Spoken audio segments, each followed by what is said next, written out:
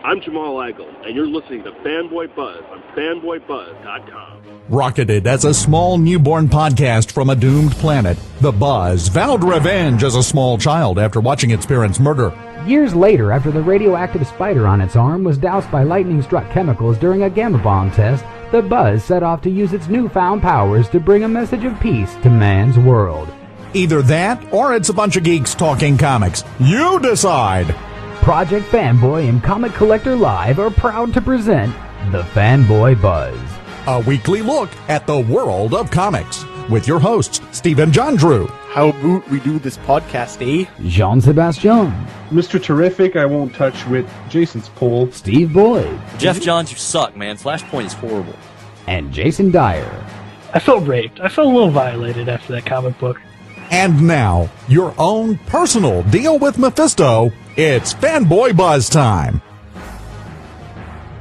Welcome back to another edition of the Fanboy Buzz. This is episode 83. I am Stephen John Drew, joined today by Jason Dyer. Yeah, I am back. The champ is here. The champ is here. And the champ's right-hand man, Steve Boyd. When man fought machine, and machines won. And I was just going to say JS. Poisson, les poissons. Hee hee hee, ho ho ho. Jason was away last week, and we decided, since it was so disappointing and depressing without him, we're going to call this now Jason Dyer and Guests. What do you think about that? It needed to be done. I mean, really. We were just fooling ourselves the last few episodes. Last 50 episodes. But we're not going to renumber. We don't pull that, so fuck you. That's right, I said it. Steve Boyd. We could have volumes every year. I don't even know what you're talking about, but that's okay. Oh yeah, we could. I see what he's saying. Once we go over a year, we can start back at 1, but it could be like volume 2. That is a great idea. Where's the one? Can Jason do a cover sketch for volume 2? Because I think that's the one where he shows your bird getting killed in a horrible, horrible death.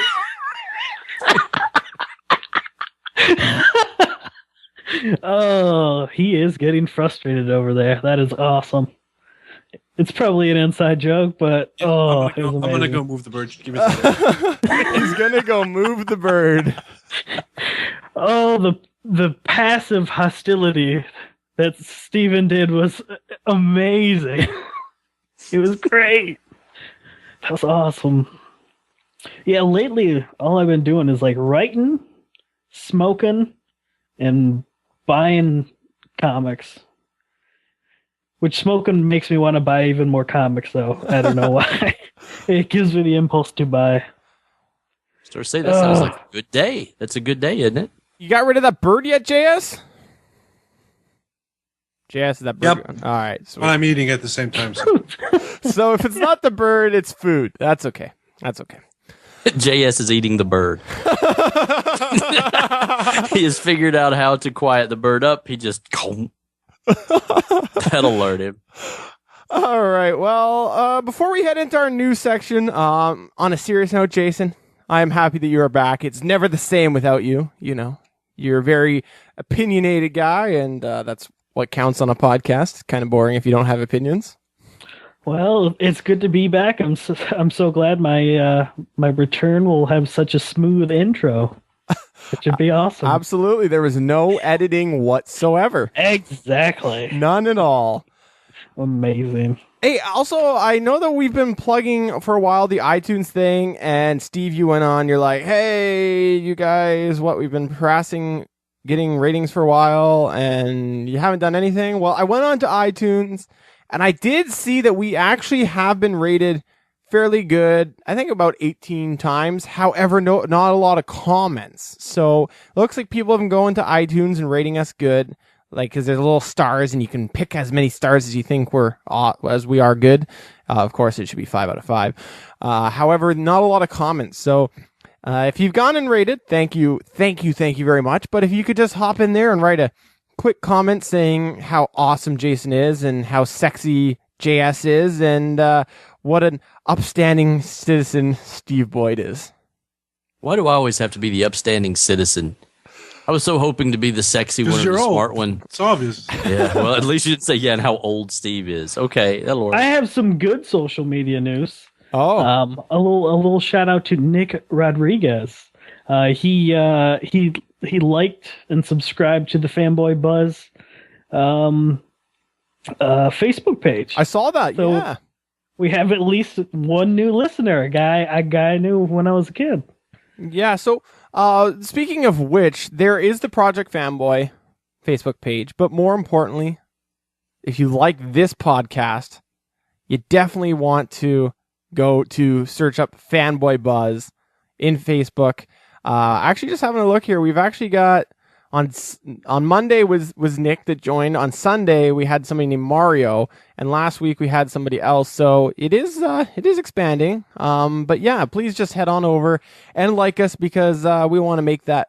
We want to kind of keep those things separate, because as Jason's mentioned before, the Project Fanboy stuff has a lot of comic news and things like that, and maybe with the Fanboy Buzz comic book podcast one, we'll stick it more to do with topics that are on the podcast. Well, that's how we'll pull our listeners and really get out and reach out to everybody. So just head on to Facebook, like the Fanboy Buzz comic book podcast page. And all of these things are free. They don't cost you money. No. You don't have to donate any money. You can like us on Facebook. Join our groups, man. Write us reviews. Yeah, it's all free. I heard that if you do like the Facebook page, if your penis grows 2 inches. I heard that. I don't know if it's true, but I heard that. Well, it's positive. It's even if you have one person listening, I think it's worthwhile to do. But it's slowly but surely we're gaining some traction. So we're going in the right direction. And it's cool that like people I personally know are fans of the show. I got a handful of them, so they should get on their asses if they're listening and like the Facebook page. Please, and please write a comment, please. I'm just asking because I'm not trying to sound desperate, but I am. So of course, of course. And hey, it's not 2 inches, it's 3 inches. Holy shit. What we need to say is, for every 10 people who like, we will donate $1 million. No, we're not. To where? Yeah. Whatever, dude. The Jason Dyer Fund. Also, final piece before we head into news here, congratulations. We ran that contest a little while ago with Hound Comics. And fine person named Megan Clark has gone and won the giveaway, which was some signed comics. So always check out Project Fanboy and the podcast, of course. And you never know what you're going to win, because now Megan has some signed comics, and who knows who else has them. I enjoyed your description of her as a fine person. Hey, when you're talking about anybody of the opposite gender, you have to make sure that you watch what you say. Otherwise, it could blow up on Twitter. Well, she could be. Maybe you sold a short. Maybe she's a great person. Then again, maybe she's a serial killer. I know, but you never know what's going to be. We don't know, Steven. Never know what's going to be taken out of context on the podcast and blow up on Twitter. I'm just saying, it could happen. Not that it ever has, but maybe it has.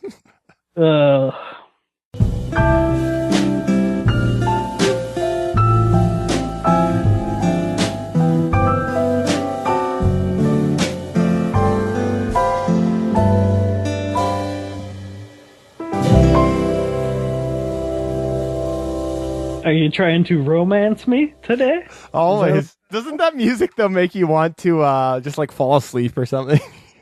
That was great. This is like fancy restaurant or dancing slowly at some upscale like hotel bar or something. That's what it sounds like. I was imagining Jason like with a towel over his head in front of that vaporizer.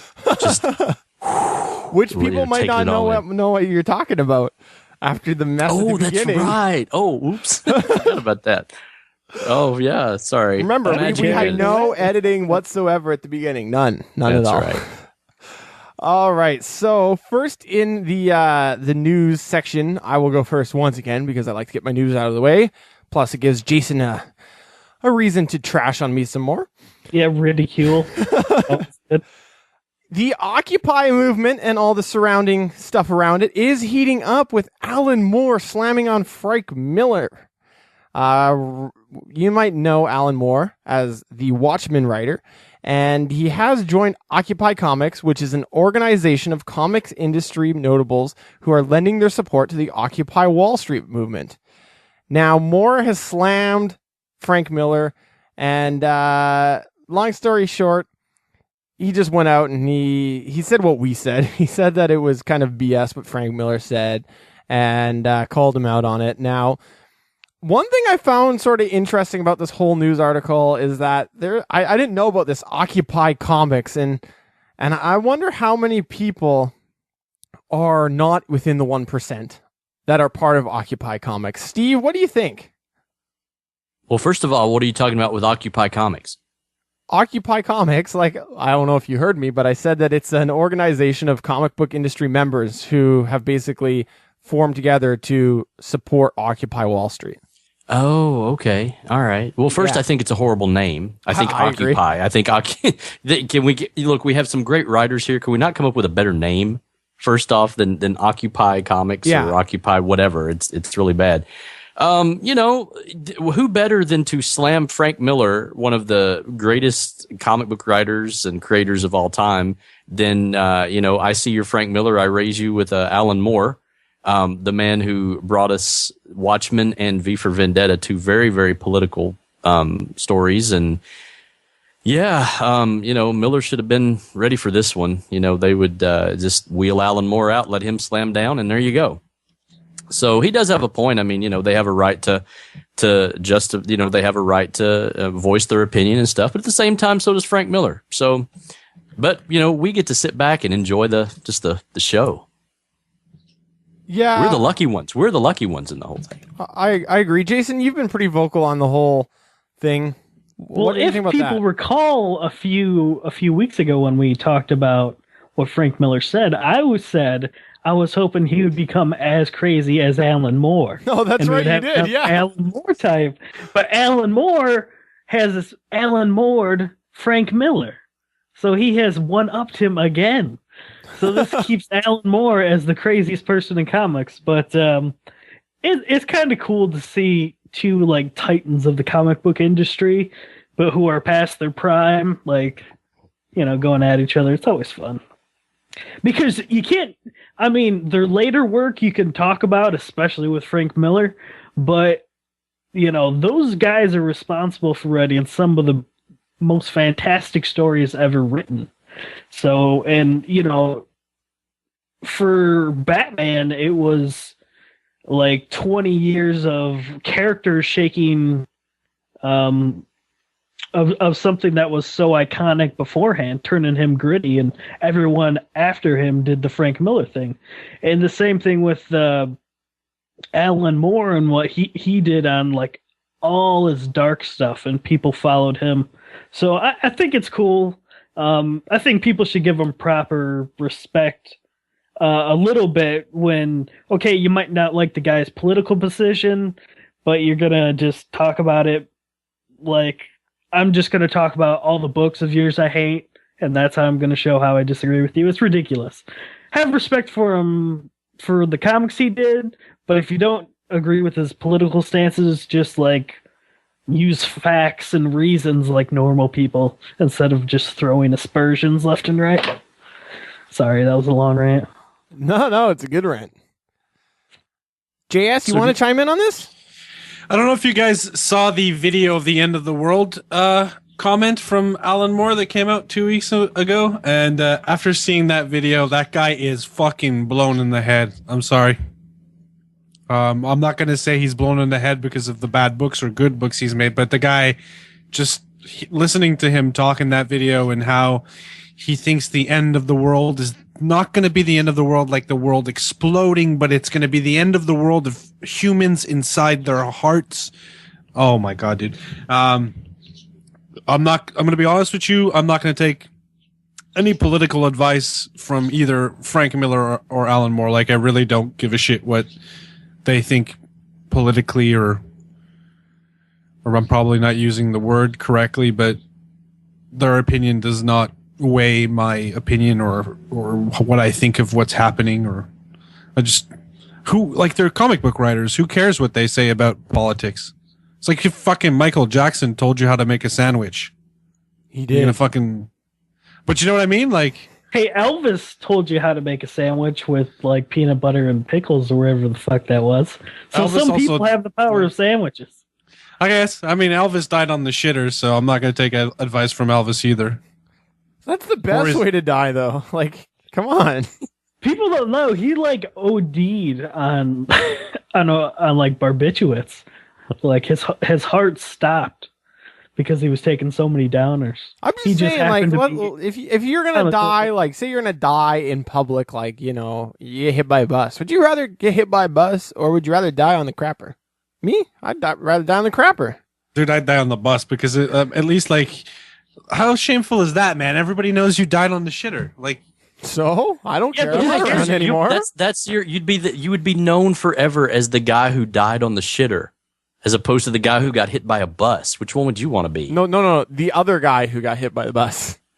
Oh, because there's always more than one. So I'll take Elvis's life leading up to that.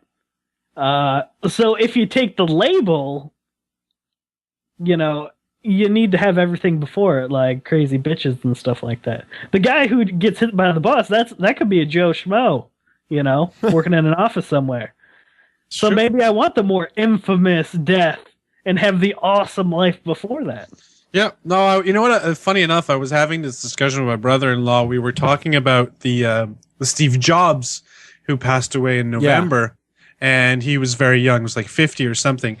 And I was telling my brother-in-law and my sister-in-law, was saying, you know what? I would take that if I would take all the money he had, and knowing that I would die at like 56. Fuck yeah, I'd do it. Fuck yeah, I'd do it. First of all, I'd have the most amazing fucking 26 years of my life because I'd have so much fucking money. Second, if I had children, I know they'd be safe because I'd have all the fucking money in the world. And my sister-in-law was arguing that no, she wouldn't do it, but I was just telling her, like, after 56, when you're 60, say you're 60 and you have no fucking money, life is pretty much like gonna be the same for 20 years. It's gonna suck. Yeah, but I've heard this argument before, and I sort of disagree because you have to remember that he didn't spend the first 40 years of his life, you know, living frivolously, just knowing that he would die at 50, right? Like, you can't. Fair enough. Let's say and somebody tells you you got 6 years to live, but you have all this money. Would you do it? Yeah. Fuck yeah, I'd do it. Fuck yeah. No questions asked. This is what I'm saying. Especially that the money after you can give to your whatever children or whatever. I mean, it sucks. I'm not saying that he died. I'm just saying, you know, I'm sure he had a good life, even though it ended at 56. I'm sure it would have been better if he lived till 100. But time is an illusion. So what's the difference? That's what I think. Dude, I watch tons of physics documentaries, like theoretical physics. So I love this sort of stuff. Well, let's ask the old guy here. Old guy, what do you think?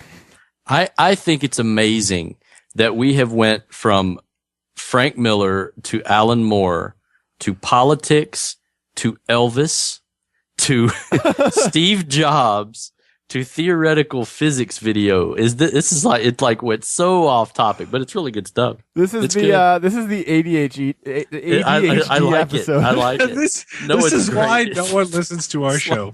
It's like, man, who cares? How did we get all the way over from to theoretical physics? The only physics? topic that's happening is whatever we're talking about. That's what the topic is. Oh, We're taking more of a page of the Jason Dyer approach, and we throw ideas on the table and then see how far we can get away from them. Well, it's more organic this way. We're having a real conversation. We're not forcing ourselves to go to the next issue, to the next issue, to the next issue. I know, it's just so random. It's like I'm afraid I'm going to get to my news article, and then one of you guys is just, I'm going to get done with it, and y'all go, so, what do y'all think about masturbation? All right, well, let's go to your article then. Go ahead, Steve. Masturbation is awesome. Masturbation is very awesome. I agree with Jay. It's part of You know life. what? You know what's awesome about masturbation is there's no you don't have to put anybody else in the mood. Second, you don't owe anybody else but yourself something. There's no fucking cuddling. You don't waste any time. You get a stiffy, you jack off, you come, you go away, and you wash your hands. GG, winning for everyone. You know what I mean? It's so simple. I have the greatest masturbation story, but I don't know if Steve will let me tell it. All right, we'll let you tell it, and if there's a big long beep along here, then you know why. Okay, so this happened. I think it was for Sweetest Day. Hold on, let me write down the time code here. Okay. All right, I'm good. This isn't about me. My buddy and his girlfriend exchange gifts or whatever, and It's your buddy. Your buddy, yeah. Okay. Your buddy. We're already starting with it. This happened to my buddy. I like the story already. I didn't have a girlfriend at the time, so how could I get it for? All right, keep going. Well, they get each other sex toys, that sort of thing. But guys usually don't get sex toys because they're weird, for the most. We don't need them. We just want to get it done. Just quick. I know. And move on. Well, exactly. She gets him this thing called the Robo Blower, which is a robotic blowjob machine. So Sweet tries it out, and it's messy. You got to get lube and stuff everywhere. And he said he put his dick in it, and it felt like a porcupine was spinning around in this thing because it was like a plastic insert, other than this thing that was like pleasure strings or whatever, rotates around.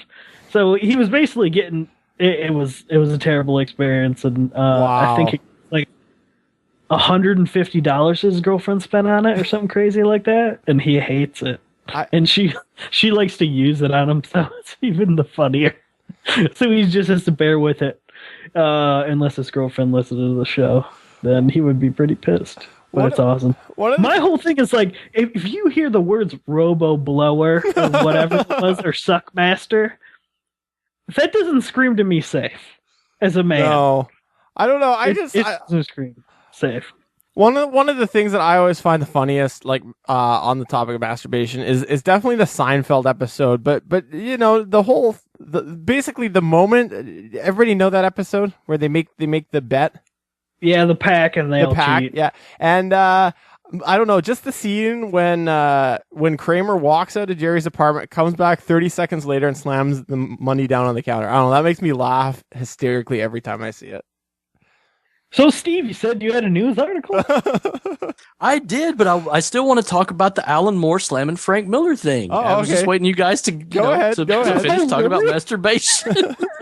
Are we going? I was enjoying I was sitting here with the mic on mute, just laughing my ass off at the Robo Blower thing. It does it all. It's full circle. It comes back full circle. But let me ask you this: in the news article that you put down, I noticed that Alan Moore does a lot of attacking, personal attacking Frank Miller and his style. Alan Moore attacks everybody. I know, but when Frank Miller comes out and makes this blanket statement about the Occupy movement, and then Alan Moore comes out and just basically attacks Frank Miller. I mean, does that? See, I don't know if that seems like dirty pool to me. If you're going to attack him on his, he makes the good statement about how he's completely justified, the Occupy movement is and stuff like that. But you don't have to come out and slam the guy if you don't like his stuff. He calls his Sin City stuff unreconstructed misogyny.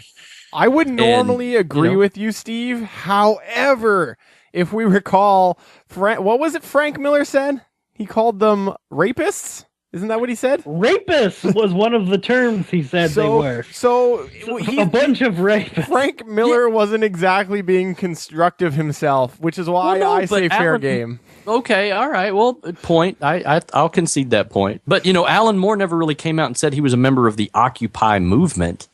So, maybe he was just coming to their defense. So I'll buy that. I'll take that. So, do you want to go back to masturbation, or do you want to go into your news article? No, I'm good with going to my news article. All right, go ahead. I'm sure it'll lead back to masturbation at some point anyway. So, I hope man, your boss is listening, Steve. You hope what?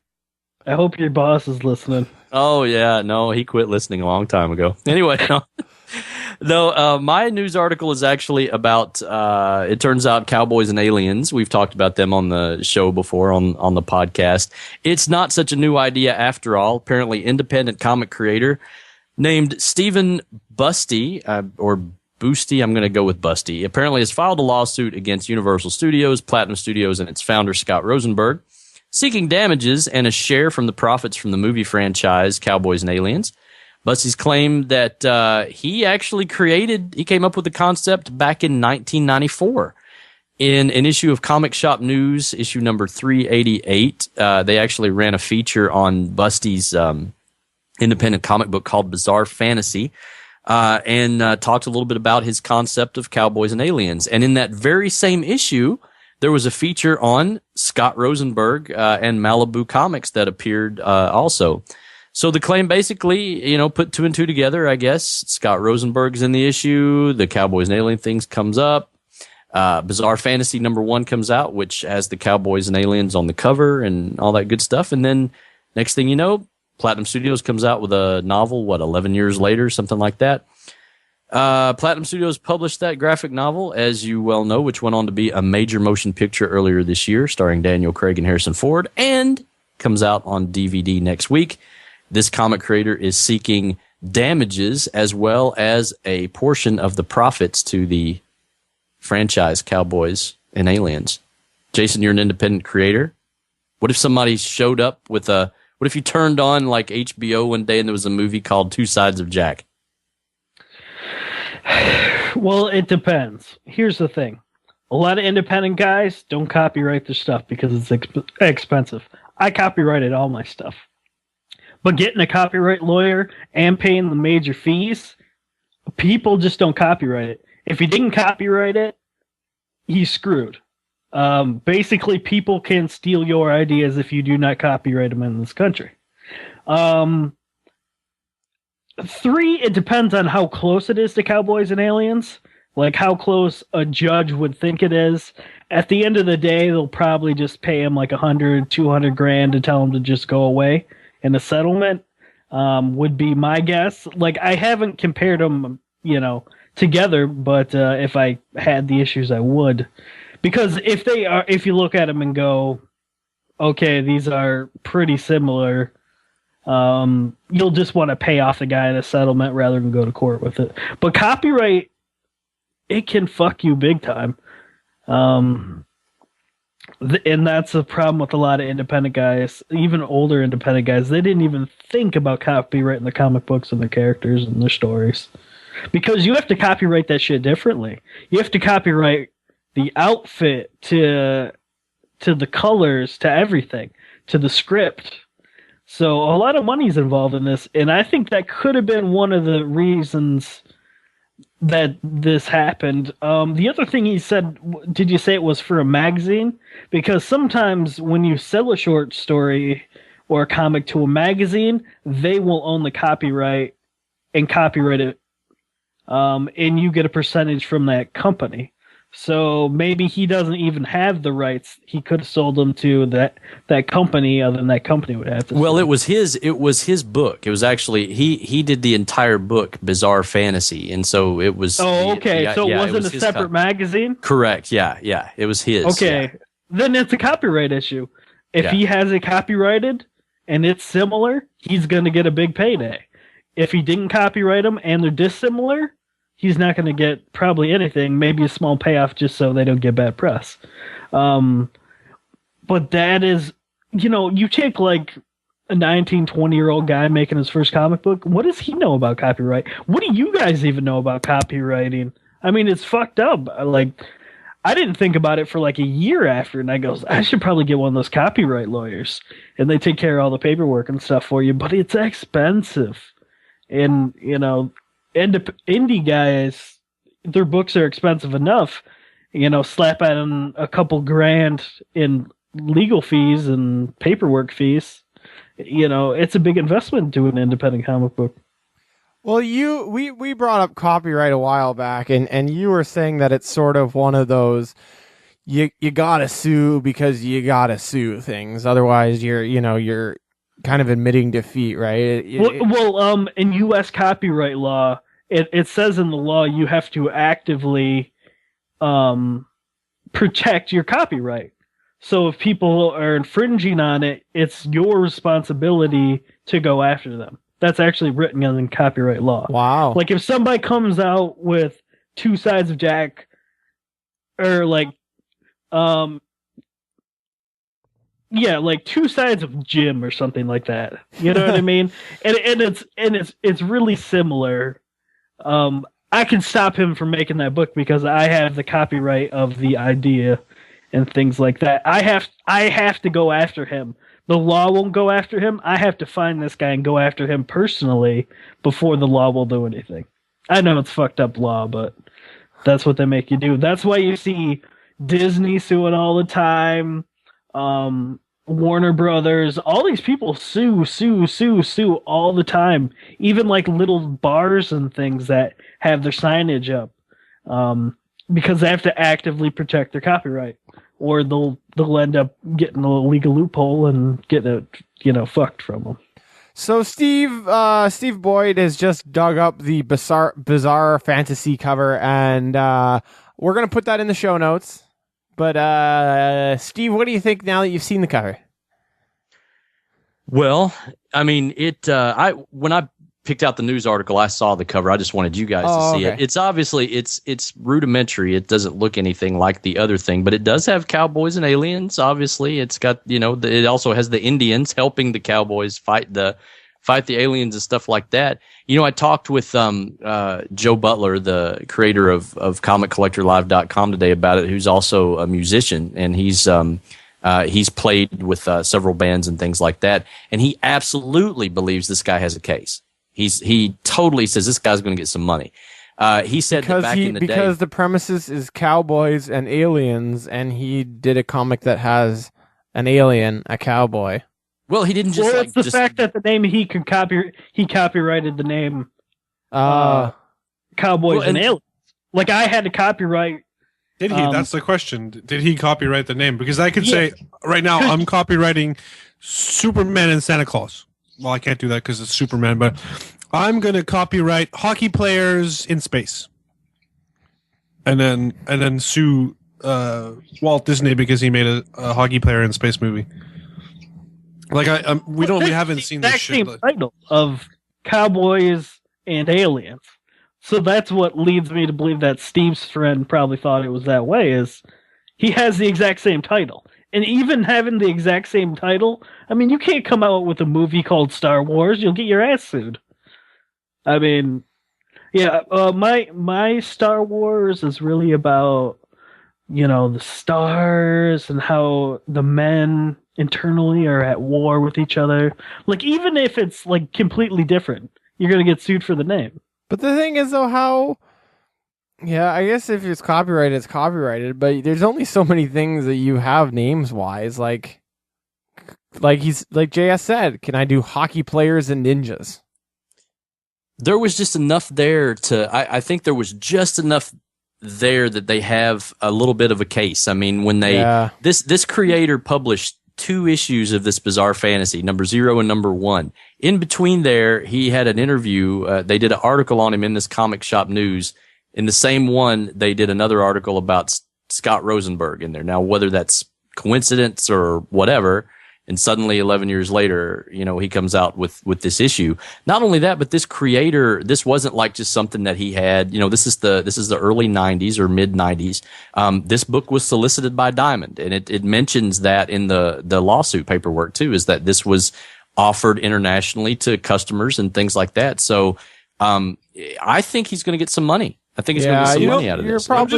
I'm just really confused at how this book has been out for a while. I mean, Cowboys and Aliens, the book came out in 2006, and it was still a popular book. I'm just like, why didn't he sue before? Because you see it on the big screen and you go, I can get some money.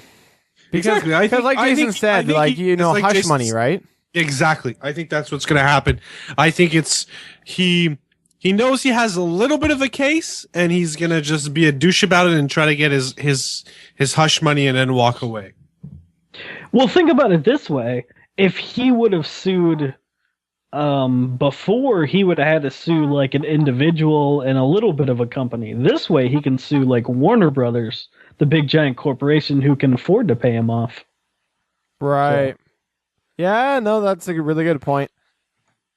But let's move on. I have a question. Okay. For you fellows. Steve? I'm just going to ask everybody what they think of this first, and then I'll talk about it. Steve, what does the X and X-Men stand for? What does the X stand for? It stands for extra. Extra? Okay. X-Men.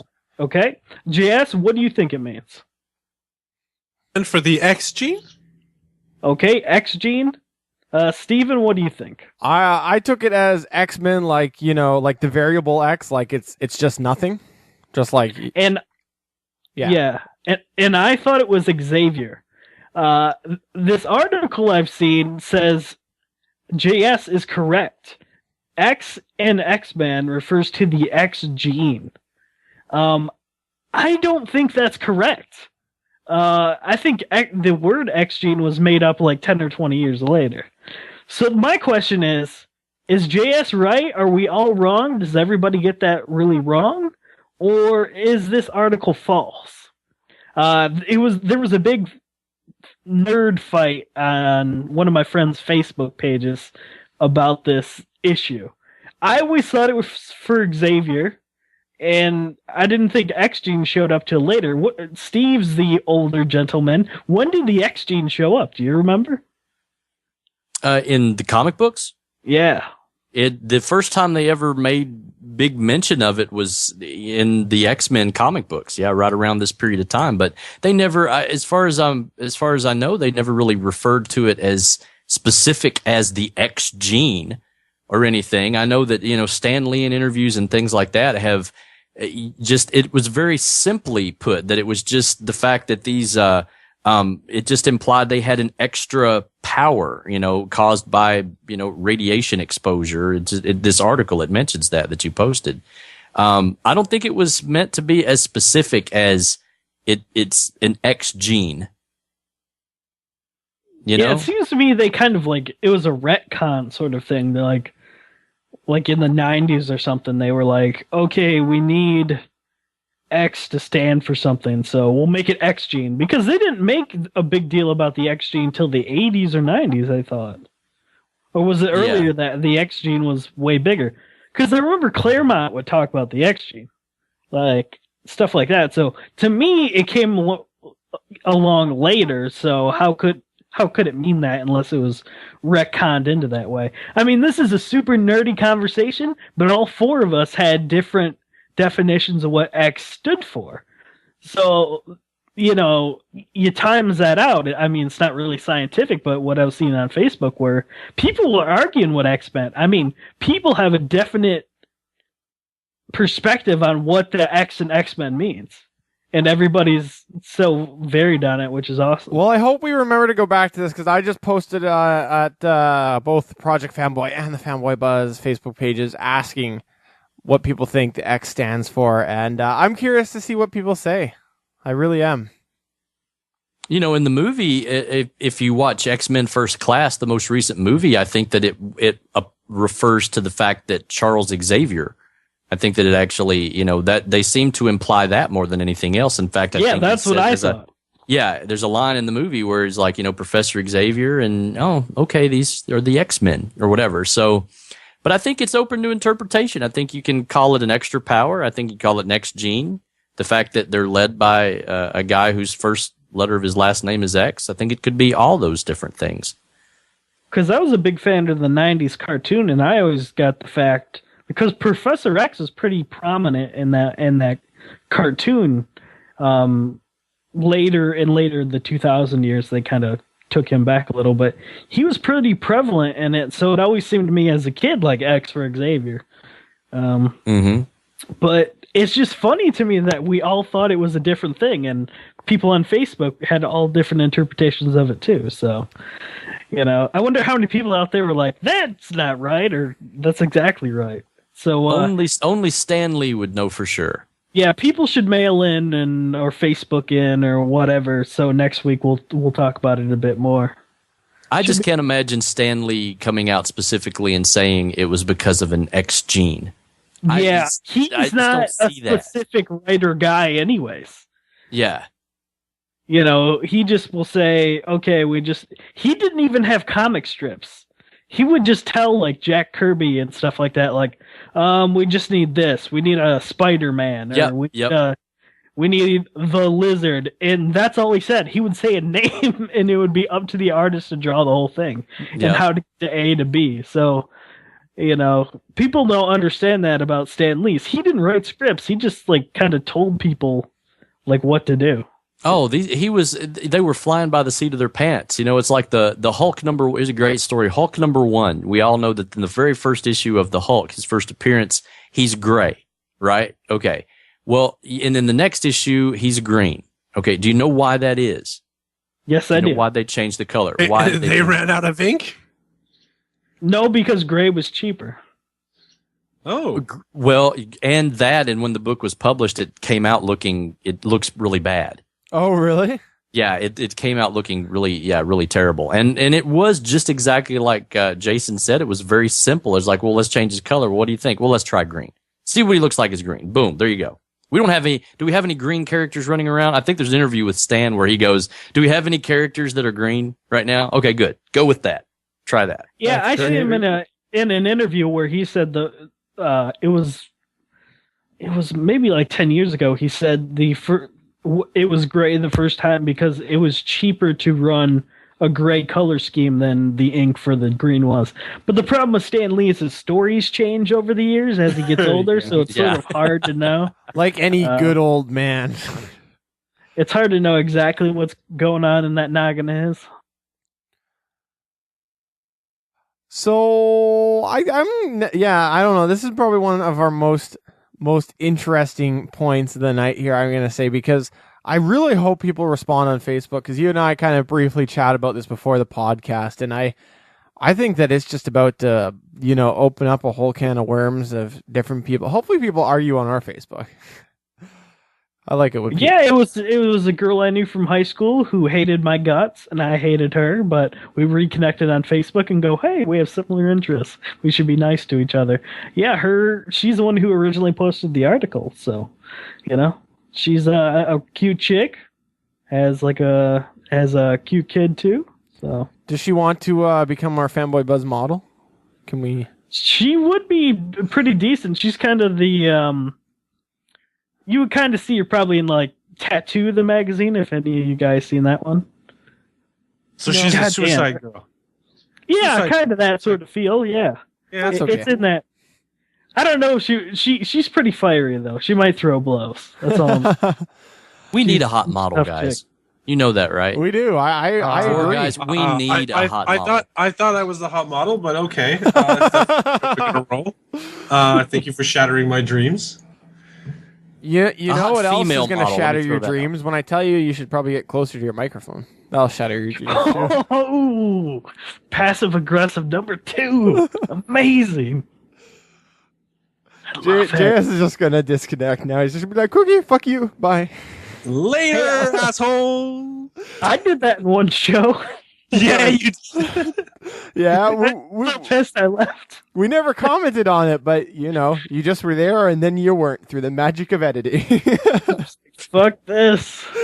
JS, I don't even remember why. I don't either, but it doesn't matter. We're all chums volatile here. Good old chums. I'm volatile. It's terrible.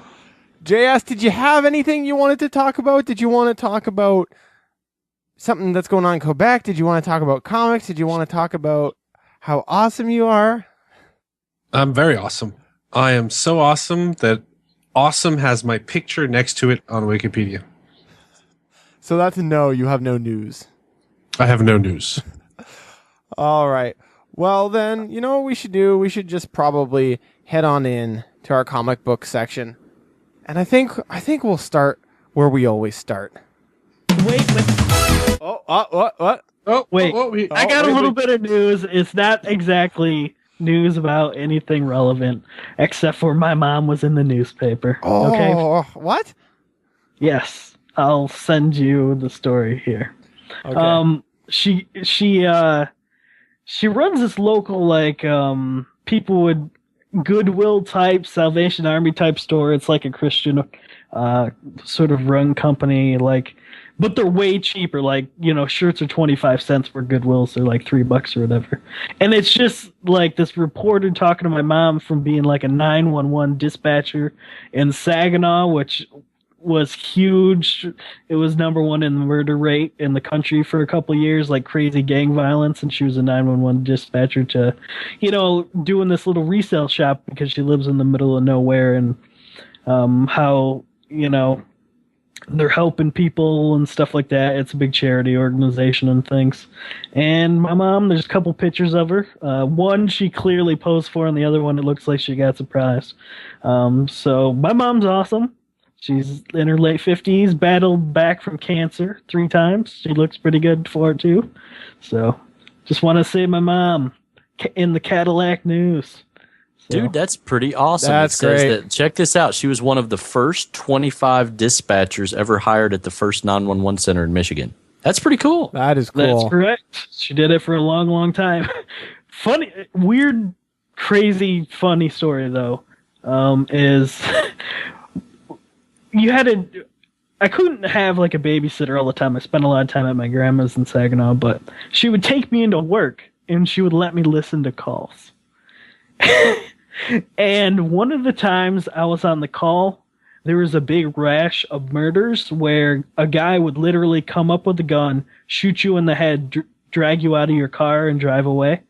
Like this was happening like at stoplights all the time. And I heard one of the calls where they were talking about this dude getting his head blown off, and it was graphic and stuff like that. And at the end of the call, my mom goes, "Fuck, Jason was listening." And she came over and said I couldn't listen anymore. But it was looking back at it, it was funny. But for a 7-year-old, it goes, "What do you mean he got shot in the head?" I loved it though. But that was a terrible parenting decision. But she was awesome. She was one of the greatest moms in the world. She would spend like $5,000 on me and my sister on Christmas. I mean, I always had the best birthday parties, the most expensive ones.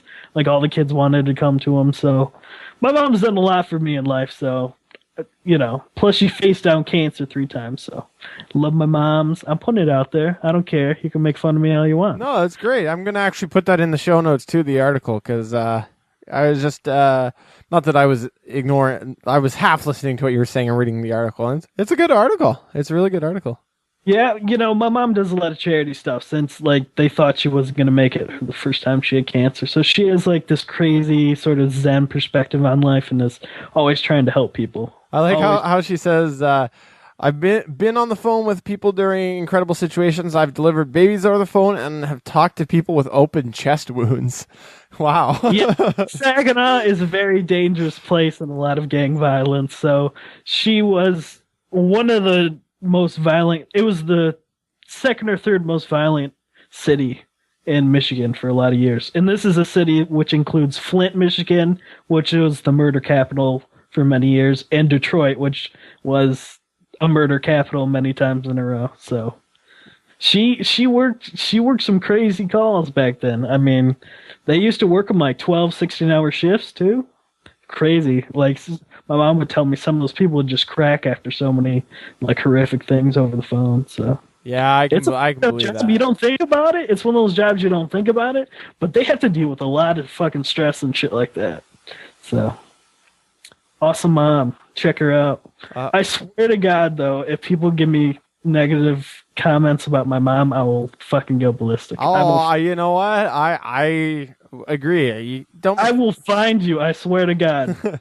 You can't make fun of people's moms like that. Like, come on. It's one thing to make. She's a 3-time cancer survivor. Exactly. It's not called for. And if I had a +1 button right now, I would click the +1. But there's no +1 button. So. Well, I put it on my Facebook page, so all 3 of you should like it. All right. I'll put some likes in there for my mama. But okay, now we can go to comics. Sorry. Well, before we do that, does anybody maybe I should check? Obviously I was getting a little premature. Not that I'm a premature guy, but any other news? I had news. I had a little piece of news also. See, I've been digging up extra because I know that sometimes we've been lacking in finding news articles. So what you're saying is I am a premature man. That's what you're saying. Well, let's not get back into the masturbation topic again, shall we? It's just one of those things. No, I've been finding extra news articles in case, we seem to not have our stuff together or whatever. But listen, next year, Cinco de Mayo 2012 is going to be even more special. It's not just alcohol related, but it's also going to be Free Comic Book Day. And this week they announced the offerings for the 2012 gold, the gold membership for the stores that are participating in Free Comic Book Day. And the comic book selection looks really good. If you enjoy going to Free Comic Book Day at comic book shops, it's for the gold sponsorship. Of course, Marvel, DC, Dark Horse, and all these other, publishers take advantage of this as a way to, get people and new customers into the comic book shops. DC is going to be offering an issue surrounding the new 52 storylines going into 2012. Marvel has an Avengers issue, obviously, because they have an Avengers movie coming out. But some other really cool independent publishers that are publishing some stuff. It's going to be really cool. Mouse Guard. There's going to be a Free Comic Book Day issue of Mouse Guard. Star Wars. SpongeBob SquarePants. Mega Man, and a couple that I'm looking forward to, Transformers number 80.5, which bridges the gap right after the last issue of the Marvel series that came out in the 90s, and a flip book of the Peanuts Gang and Adventure Time from Cartoon Network. So I don't know if you guys watch Adventure Time, but I love the cartoon. It's algebraic. It's so how do you get all this stuff again? Okay, it's Free Comic Book Day. It's been going on it's the 11th year that. Oh, okay. It just confused me because you talked about so many titles. I was like, holy shit! I mean, are they starting to give out more now? Yeah, so. This is for the gold sponsorship. I guess if they have smaller sponsorships if you're a store, I guess you can participate in. But if you're like one of the top tier ones, you get all these offerings from all these different publishers and stuff. So. Those really stood out for me. That Transformers 80.5 is going to be pretty sweet. But it made the news, and I thought it would be good to talk about. If you guys like to go to Free Comic Book Day, need to go. Have some good stuff next year. I've never been to Free Comic Book Day. I know, shocking. I haven't either. So. It would be hard for me. It'd be hard between Transformers and the Peanuts flip book because I'm a huge Charlie Brown fan. When I was 16, on my 16th birthday, I got him tattooed on me. So you can tell I'm a big Charlie Brown fan. That's awesome. And I would be torn because the coolness of Transformers, but my childhood love of Peanuts. It would be, but those sound pretty cool though. So. Well, a good comic book shop will give you one of each. And unfortunately, the only comic book shop near me nowadays is like an hour and a half away. It used to be 5 minutes, but when you move, things get maybe one shitty. of Steve's partners will hook you up. His awesome CCL folks over there. Oh, absolutely. We'll make sure you get copies of that. I have 2 quick hit sort of news things if you guys want to hear them. Sure, go absolutely. Ahead. Bendis is leaving the Avengers in 2012. And DC confirms Gail Simone's leaving the Fury of Firestorm. So my thinking is I'm glad he's leaving the Avengers, and the Fury of Firestorm is getting canceled pretty soon, and they put Gail Simone on a better book. Yeah, they seem to put Gail Simone on books that they need some rejuvenation in. It's. They do seem to move Gail Simone around quite a bit on that on different titles, which is it can be a good thing. But I also wonder what it's like for her to, get shuffled around so much because, sometimes I think writers like to really just get tied up with a character and really kind of get to know them. So I don't know. Steve? She's a great writer. It's a shame to hear Bendis is leaving the Avengers. I mean, it'll be interesting to see who they put in his place. But see, I'm glad he's moving on. I think the last, ever since they rebooted the numbers, to me, it feels like it's just been rinse and repeat, like story-wise for me. So I enjoyed his stuff because he had a long, good run on the Avengers, but I'm just getting tired of all the dialogue and the fucking, sometimes he makes Spider-Man go way out there. I like Spider-Man to be jokey, but not fucking, the Three Stooges kind of jokey. Yeah. But that's me. And the team shuffled around. There's new people, old people. I liked it better, when Wonder Man was on the team, but now he's a villain again. So they made some, go ahead. They made some decisions that I just didn't like. So, I got off board. So it's good to see when fresh people come on a title. I mean, because you'll tell by the first issue if it's going to be a disaster or going to be awesome. So it's always interesting to see, at least. But see, what I'm afraid of, though, is with the exception of Jonathan Hickman, I can't think of another writer, maybe Greg Pak, that could handle a writing chore like the Avengers. I mean, that's like the flagship title for Marvel right now. Brubaker would be amazing on the Avengers, man. Brubaker would be good, too, yeah. I have to say also, I'm not a huge fan of the new fucking Avengers lineup. I don't know if you guys read the most recent. Well, the Red Hulk is fine. I have no problem with that. It's more Storm, and Wolverine's not in the team anymore, from what I understand. Nor is Spider-Man. And that random 14-year-old chick, like, what the hell is that? Really? A 14-year-old chick? What, are we trying to appeal to young people now? I'm scared. I really am, and it is getting really fucking dialogue-y. So, like, especially the last like four or five issues, it's like very World War Z-ish. They're trying to pull the World War Z thing on the Fear itself, and I have to admit that I've been finding a lot of the Marvel things lately to be wordy, and I don't know if it's because the average price point is higher for Marvel and they're trying to give you more value for your issues, but I just find that they're wordy, and don't get me wrong, I don't want to read a comic that I could read in 30 seconds by flipping pages. I don't want that, but I also don't want something where I need to dedicate my entire lunch hour to read it. Well, sometimes it's good. Abnett and Lanning, when they do something, it's if it's wordy, it's pretty good. And you guys talked about this last week, but I skipped over it because I didn't read it yet. Was Fantastic Four 600? I thought was great, and it had a ton of dialogue. But if you have a good writer, that can make it pop. It's pretty good. This sort of reminds me of Claremont's run on the X-Men. He, a very wordy writer, did a lot of changing, mixing up of rejuvenating a franchise, sort of a thing, like Bendis did with the Avengers. But even Claremont just started to get to rinse repeat. So I look at it as the same sort of move, just like 30 years later or whatever. Or not. Or it could be an awkward silence. No, you're right. Chris Claremont tried to come back to the X-Men a couple different times, and it just flopped for him both times. It just didn't work out. It's just magic when you get the right writer on a book with the right characters, with the right artists and stuff. You just have this wonderful thing like Stan Lee and Jack Kirby and Chris Claremont and John Byrne on the X-Men.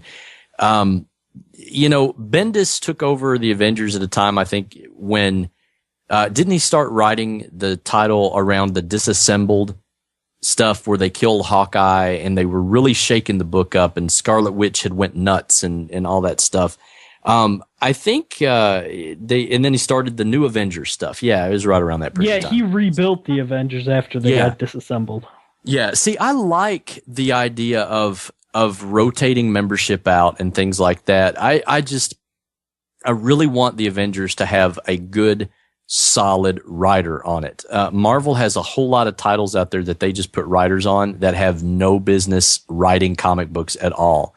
We talked about on the show last week about Marvel putting out a list of books that's getting canceled. Ghost Rider, the female Ghost Rider with the flaming boobs, she's gone. That book's going, so I don't know. It's just Marvel doesn't have a camp of writers like DC does. It seems like DC, I can go through and probably name 10 good DC writers. Marvel, I can go through and name maybe 4, 5. And it took me a minute to come up with those. You guys mentioned Brubaker and stuff, but it seems like all the good writers are over at DC. I don't know, but Brian Michael Bendis was one of the really good, strong Marvel writers. It's a shame to see him go, honestly. But the problem has been his recent, the last couple of years. Like when he was writing the Avengers, when Bucky was Captain America, was fucking terrible. He had no idea how to write Bucky. He's really good at writing some characters, but when other characters interact with the Avengers, they don't seem right. And I think that bothered some people.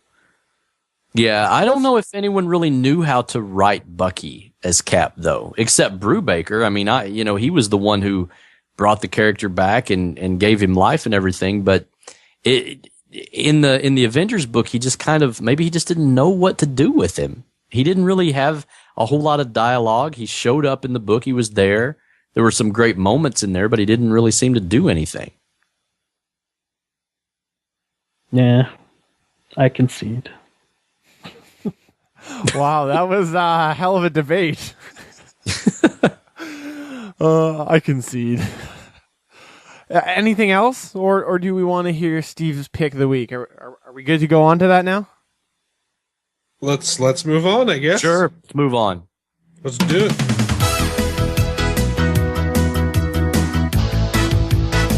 Exiled from the only life he knew and forced to live among us after the crisis on Infinite Earths, Earth 2 Steve valiantly strode forward into a brave new world collecting comics.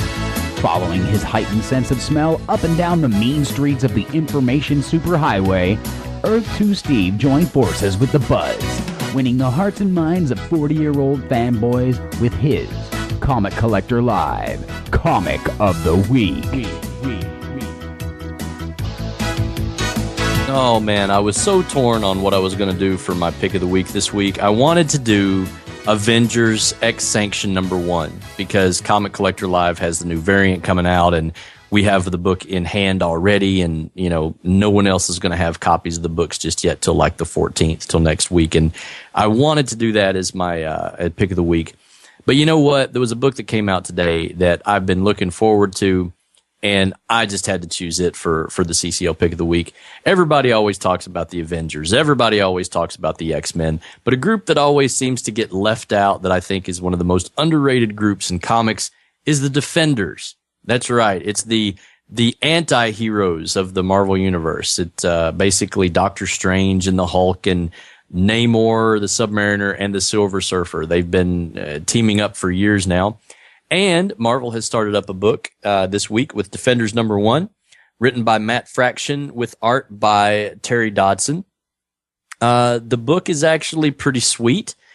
It reunites Doctor Strange and the Silver Surfer and Namor, as well as the Hulk. The Hulk actually is the one who brings the group together, informing the team that he apparently has unleashed a breaker of worlds, which they loosely call the Black Hulk, on the world, and he can't stop them, or he can't do anything about it. I'm not exactly sure why. They'll explain that later on.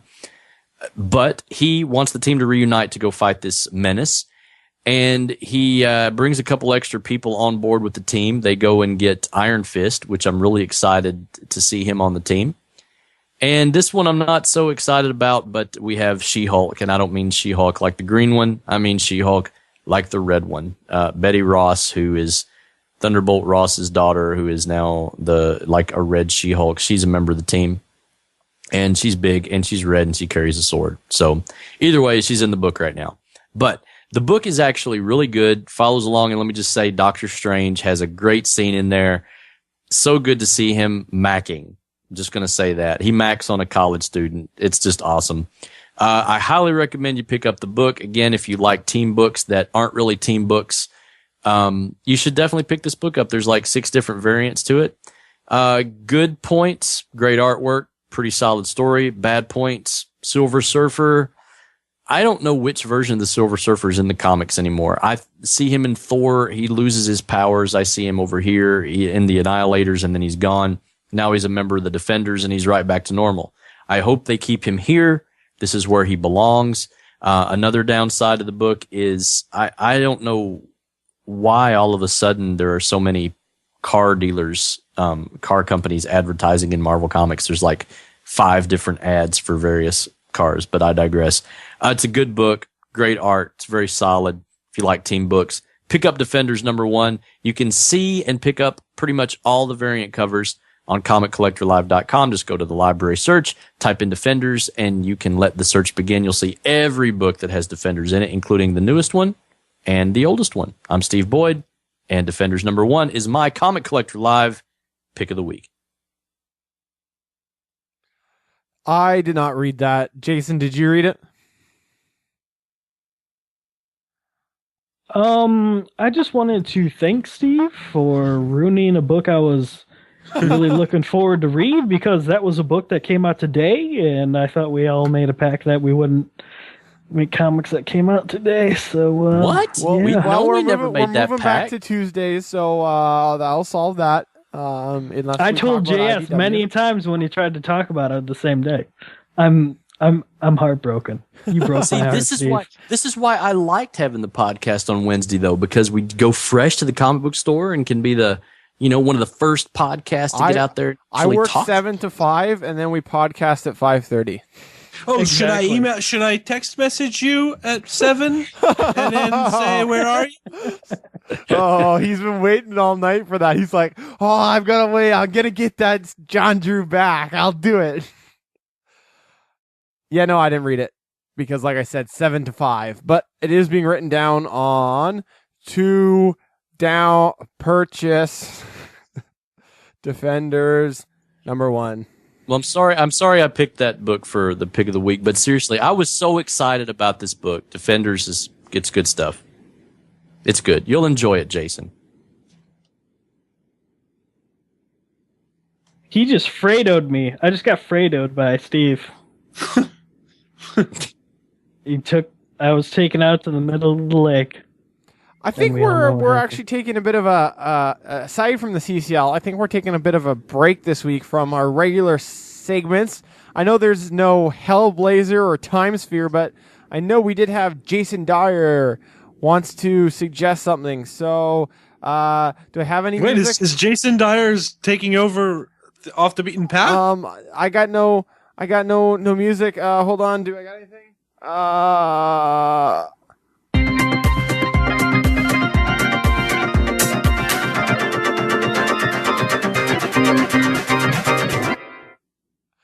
Okay, I hated that. The title could be Jason recommends books without pictures. Maybe that's a good title. I read a novel called Conan the Invincible. It's the first of the Conan books. There's a lot of Conan books out there. And you see an 18-year-old Conan going after these riches that get captured by a sorcerer. The book is loosely based on one of the Schwarzenegger movies where they had the guys who plays Darth Vader's voice. I'm blanking out on his name. James Earl Jones? Yes, he plays the snake sorcerer, so it's loosely based off this book. But the book's phenomenal. Yeah, you see, this was written like in the 30s, but like it talks about like sex, huge tits, getting raped, like crazy violence. But it was really, really good. And right now I'm about 3/4 into the second book, that's Conan the Defender, where he's defending this kingdom. so far is not as good as the first book, but I would tell everybody out there to pick up Conan the Invincible. It's a real fun book. Even if you're a fan of Conan the Barbarian, you should definitely pick this up. And a lot of violence, a lot of big-tittied women to be laid, and lots of drinking. So it's good stuff. Good book. Maybe that should be your new segment. It should just be a new Conan segment. You could call it Jason's Riddle of Steel. The Riddle of Steel.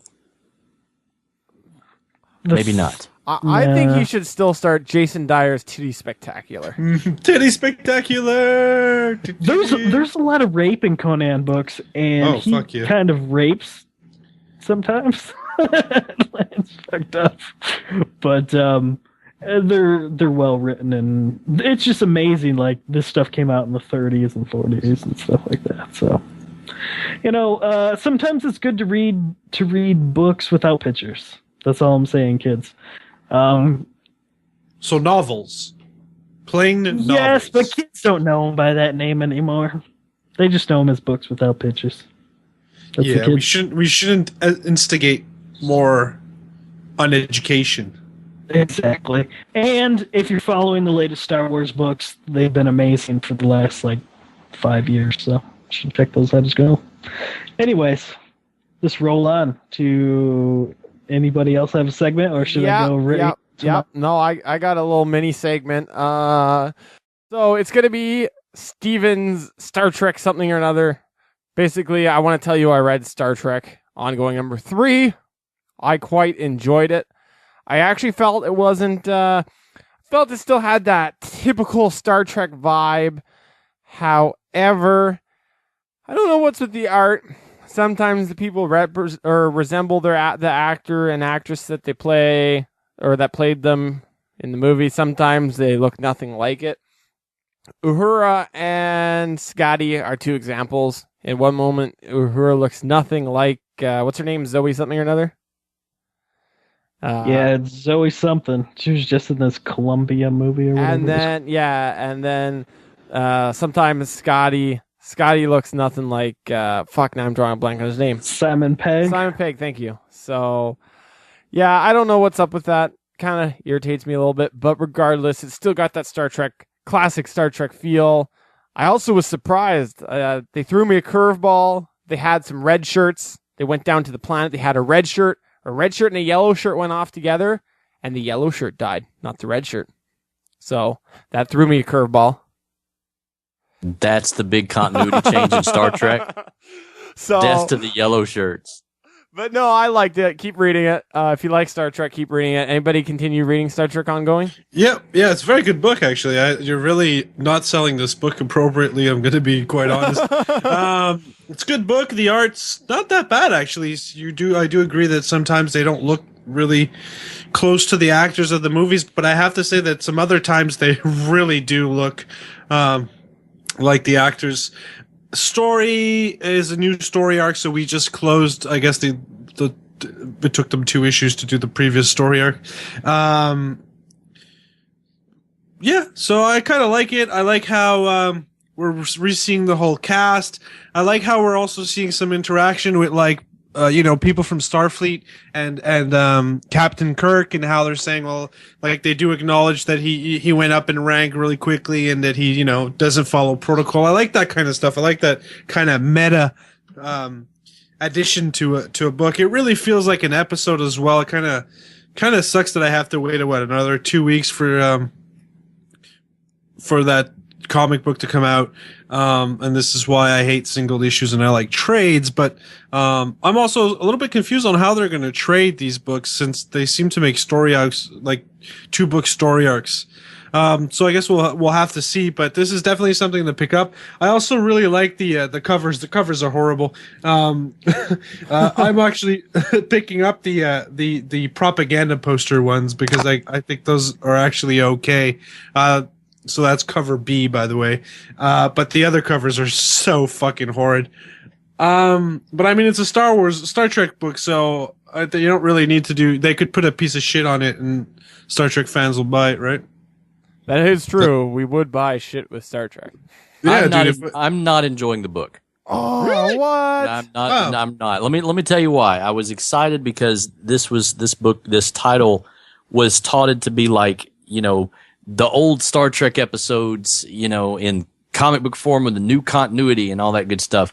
But my problem lies in what JS was talking about, and that was I was really hoping that these would be able to be told in single issues, because I think that it's lame that you got to stretch out this thing over 2 or 3 issues to get a complete story. Purpose. Yeah, they're doing it on purpose to make Well, money. of course. It's like, I thought, okay, cool. The first issue covers DC Fontana's episode where no man has gone before. I thought, this is cool. I can sit down. I can go on Netflix. I can watch the first episode, or I watch the episode of the original series. Then I could contrast it to the comic book and read that. Ooh. Couldn't do it. Guess what? You know why? Because it continued in issue 2. So you have to wait. You have to wait like 3 weeks or 4 weeks, whatever, for the next issue to come out. This is what happens in comic books all the time now. Like, the only comic book that I know of that is single issue is like fucking Hack and Slash. What else? What else is self-contained? People read the Jonah trades now. Oh, yes, shoot, Jonah. But no, Jonah Hex is a continued story now. Yeah, but see, look, they were able to tell the original. The original is classic. The original is what they're basing the new one on, and they were able to tell that story in less than an hour. Yes. Yeah, And they can't tell this book in 2-3 issues. Are you kidding? They're obviously fucking stretching it. They're being douches. That's for sure.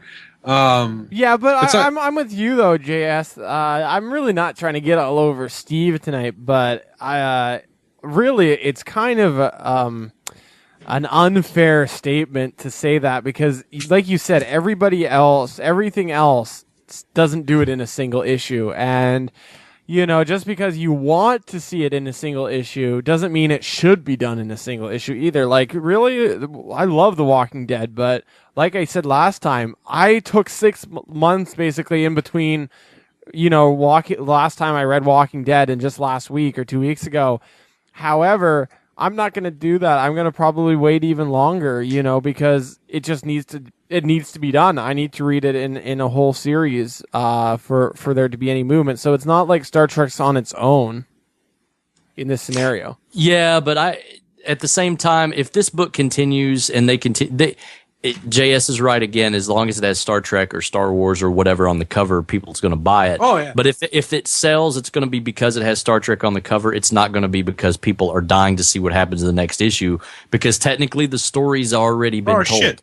Yeah, these stories are shit. Like, let's be honest, it's a shit story, but it's Star Trek, and you want to see as much Star Trek as you can. Let's be honest, the first fucking story arc could have been done in one book, like you said. You know what? Even make the book $4.99 and add a couple of pages or some shit like that. I mean, it's not the greatest story. They crash land and they fight invisible people. Okay, pretty cool. Like, nothing really happens, and Kirk gets yelled at by some high-ranking Starfleet represented, whatever, I can't say the fucking words, so fuck off. Representatives? Yeah, thank you. So, I mean, nothing really happens in the book, but it's Star Trek, and I want to see more of her. I want to see Kirk. I want to see, you know what was amazing? Here's what's amazing. Issue 2 of Star Trek. I don't know if you guys remember, last panel. So Kirk loses two of his friends, shoots them out. They're in coffins in space, and then Spock comes and asks Kirk if he wants to play chess, or not chess, but whatever the fucking game was. Like, that's what I want to see. Like, that, to me, paying $3.99 to see those 2 last panels was pretty cool. Like, to see some extra Kirk-Spock interaction, to see, to see the crew interact, even if it's, obviously I'm going to get pissed at one point for paying $3.99 just to see, 2 panels, but to me, that satisfied me.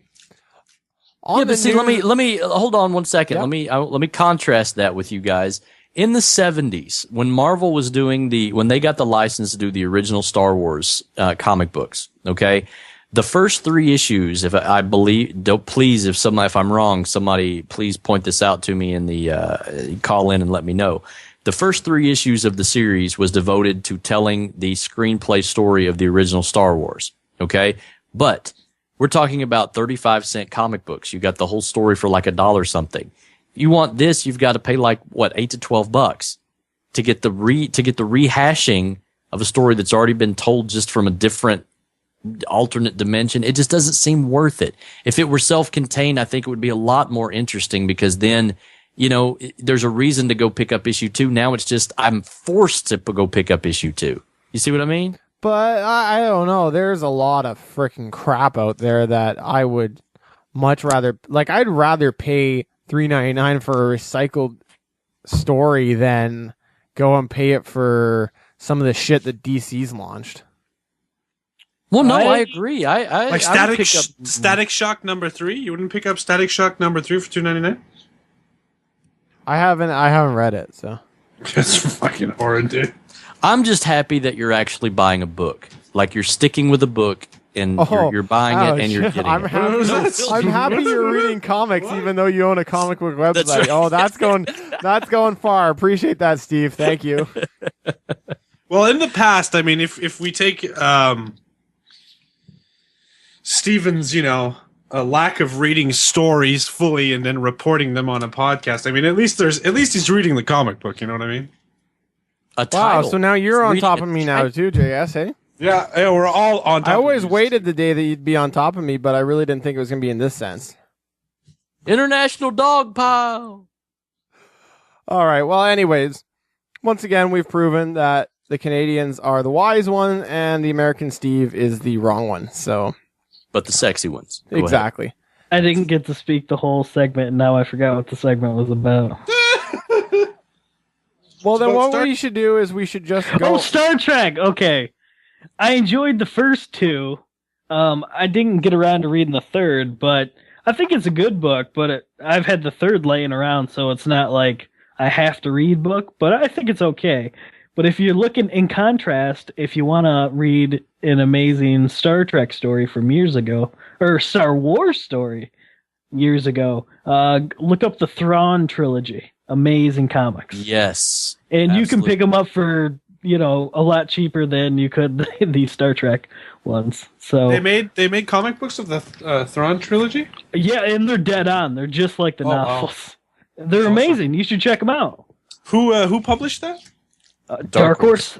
Yeah. Wow, because that was the Heir to the Empire series was the best Star Wars series I've ever read, and I'll be honest, it would make fantastic movies. It would, but yeah, the comics are dead on to the novels. So, unfortunately, Carrie Fisher is fucking weighs 600 pounds. So, didn't you know they are doing sequel to Star Wars? They're going to be doing Star Wars sequels way to out, like Mark Hamill and Harrison. Yes, Ford? Yeah, that's been confirmed. After he releases all 6 movies in 3D, he's gonna start on a new Star Wars trilogy that's afterwards. So everybody will be. So recast. George Lucas is writing this? Yeah. Yeah, I'm out. Thanks. But that's after the couple years. It's okay. They're gonna make it. He's gonna make a Jar Jar Rinks or some shit like that, and he's gonna make like a. It's not gonna be a pod race. It's gonna be like a fucking TIE fighter race. Like fuck that. I'm not interested in George Lucas. Like he should. You know what? He should take his pride. He's made enough fucking money milking this fucking cow for like. It's probably even dead. Oh, sorry. The apparently, your bird disagrees with you, and he likes George Lucas. No, Kiwi does not like George Lucas. I'm just saying that he's been milking this cow dead, and now he made 3 shitty fucking horror movies. I'm sorry, but episode 1, 2, and 3 just get worse per episode, and he's gonna go and write more shit? No. He should take his pride. He's made enough fucking money. Let somebody else write the fucking movie. Well, if you watch some of the fan edits, they make the first or the 3 movies look pretty good. Sure, fan edits, but what I think, if anybody watches Star Wars Clone Wars, it's a great cartoon. So he did give us that. He's not. But he doesn't write that. Yeah, exactly. He's not writing it. But it did give us fun and cool concepts. If you're a Star Wars nerd like I am, but It's just crazy to me that he's releasing all 6 movies staggered every 4 months in 3D. Then he's going to write another Star Wars trilogy. I mean, how many more times can you release Star Wars? But he's going to do it. Let's be honest, though. This is Star Wars, right? You know, George Lucas can, slap Star Wars on, on shit, and Star Wars fans will buy it. Well, clearly he's done that with episode 1, 2, and 3. He's put Star Wars on a piece of stick shit, and it's sold. I mean, Jesus Christ, I didn't even like the episode 1, 2, and 3, and I bought it on Blu-ray. Did you watch the documentary People vs. George Lucas? I have not. It's really good.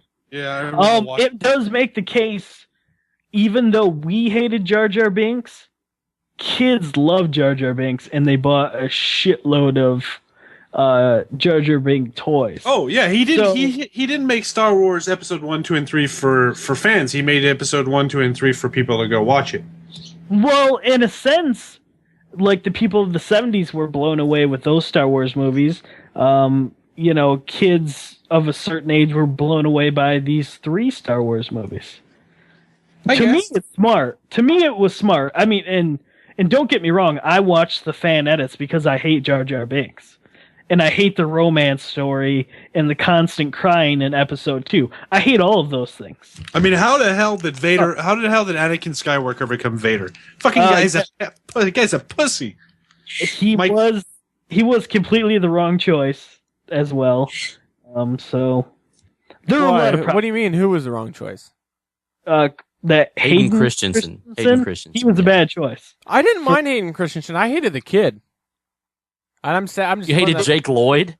Yeah, the kid. The kid was fucking terrible. The kid was pretty shit. But he's a person, and his name is Anakin. The kid. He's a fucking loser. Well, let's be honest. He hasn't done anything else since, and he's doing the convention tours now. But whose bright idea was it to cast a kid of that age, anyways? Because there's a bit of an age gap there. I think when you compare him to Natalie Portman. Another thing too, though, that his Star Wars has given us. I hated pod racing in the film. Loved playing it on Nintendo 64. Yeah, I played pod racing on the PC. Man, that was fun. That was a fucking ton of fun. And he gave us what are those Clone Wars or clone first-person shooters? Oh, there's a couple of really good ones. Yeah, the Battlefront games. I love the Battlefront games. So, as much as we dislike other stuff, he gave us really good ideas about things. I loved Battlefront. I mean, I was sniping people left and right. As much as you dislike Jar Jar, JS, I challenge you to watch a first season episode of Clone Wars called Bombad Jedi, where Jar Jar Binks carries the whole show with them thinking I can't remember what planet he's on, but he basically puts on a Jedi robe and infiltrates a place pretending to be a Jedi. It's really good. I don't know if you guys goes to war too. He goes to war on. Yeah, but is the character in that show the same? Like, sorry, I was gonna say a bad word, but it's the same stupid character that he is in the movie. Because in the movie he is dumb as fucking nails. He works in Clone Wars. I mean, they even had Boba Fett on Clone Wars. I mean, how awesome is that? A kid Boba Fett going to do some. Have they changed the character, or is I don't know why people are loving Fett. He dies in the fucking first or third movie, and he dies in the third movie. He fails horribly in both movies. I don't know why people. He doesn't die. He doesn't die in the third movie. That's true. He does not die. He doesn't die, and he comes back. There's a novel about it. He still fucking gets like hit by and then he jetpacks into the Sarlacc like a fucking fail. You should read him his books. He had a trilogy of books. Show you his badass. It's great. He's great in the comic books. In the comic books, he's a pretty badass man. Didn't Boba Fett eventually end up killing Han Solo? No. I believe he did. I think Solo's still alive. Chewbacca dies though. Chewbacca. No, I know that, but there's a novel, if I'm not mistaken, that Boba Fett actually it ends with it leaving it open, but it's supposed to be Boba Fett, coming to basically finishing his job that he started off doing. No, his son, Jason Solo, killed Boba Fett's daughter.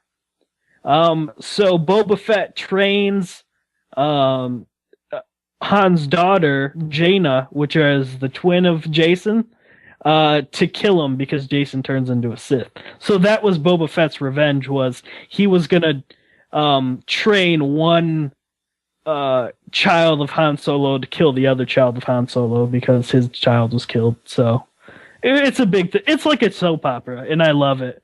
That was probably about 8 books ago.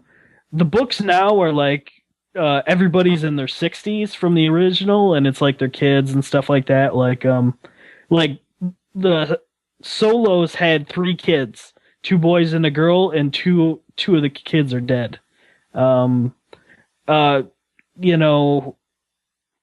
Luke gets married, then his wife gets killed. So, there's big moments. Chewbacca got killed in the big huge. Does he get married to Mara Jade?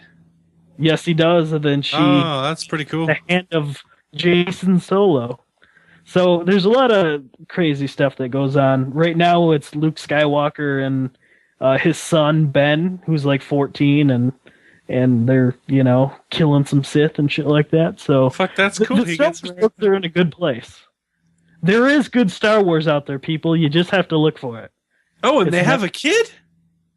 Yeah, they have a kid, Ben Skywalker. He's no fucking way. Yeah, it's pretty awesome. That is pretty cool. He sucked as a little kid because all he did was hide, but once he got older, he became a pretty good badass. I have to say, it's sounding a bit better than the Star Trek books. Yeah, but we're talking about like 600 Star Wars books here. Like, it's not one book. That's true. The Star Trek books don't compare to the Star Wars books, though. I mean, there are. I've read a couple. The new one that I read, the one written by William Shatner, where it's about William Shatner's story about the original Kirk, how he goes to the academy and he meets Spock. That book was actually pretty good, man. Hey, I watched that that Shatner documentary, The Captains. You guys watch that yet? Not yet. Is that good? That one. Sorry, Jason? I have not seen that one. You should find it. It's kind of interesting. He basically gets a little bit into a debate with Kate Mulgrew about some feminine. How do I put this without getting Twitter to blow up at me? I'm just gonna say, basically, he questions whether or not a woman could basically, do something like lead an army. So. Oh, so he's pretty. Have you seen the most recent William Shatner shit where he's getting in a huge fight with Carrie Fisher? Well, and Carrie that's what he does, though, right? Like he goes out and he that's the Shatner thing is he baits, right? Like he's a fucking troll, and that's what he'll do. Fucking trolls. And I kind of got the feeling that Kate Mulgrew sort of brought it on herself a bit. If somebody wants to, get into this further, we could talk a little bit more about it because, I've heard both sides of people saying Shatner was, just totally out there and being really, sexist and shit like that. But he is pretty sexist, though. But as sexist as he is pretty sexist, but, she kind of started off the conversation, and I can kind of pull out the quote where she does that. But regardless, it's a good documentary. I watched it last Saturday, I think it was, and Scott Bakula. As much as Enterprise didn't do that well, Scott Bakula, he's a good guy. He seems like a funny guy. He knows his shit too, man. Yeah. I had a weird Shatner tip. He was on last week's episode of Psych. Oh wow! So Shatner comes up again. Guy's career has been incredible the last couple of years. Yeah, he's getting up there. Like it's just gonna be any day now. We open up the newspaper and he's no. Oh more. Yeah, he's very old. Sad. Oh, he also may have OJ'd his second wife. So of course people often forget that. What? I've told you this before. No, I didn't know that. They found his wife drunk at the bottom of the pool. Drowned at the bottom of the pool. Yeah, drowned. But she had off. By the way, just as a quick funny thing, he's from my neighborhood, and I actually lived in an apartment right in front of his childhood house. Very cool. Yeah, it was like OJ before OJ. Like everybody thought he killed his wife. Oh, dude, he definitely did. Wow, I didn't know he that. Found his wife at they found his wife at the bottom of a pool, and he only called the police 2 hours later, and he was drunk. She was drunk, and he's like, "I was just so drunk, I did not know what to do." They don't talk about that shit. No, and he still acts like OJ doesn't have a chance in hell of acting. Well, he's in jail, so. Oh yeah, that's right. He's back in jail now. Yeah, I forgot about that. They don't even talk about his wife's. They don't even talk about his wife on his wiki page. That is super weird. All right, well let's keep going here. Let's get into issue to issue.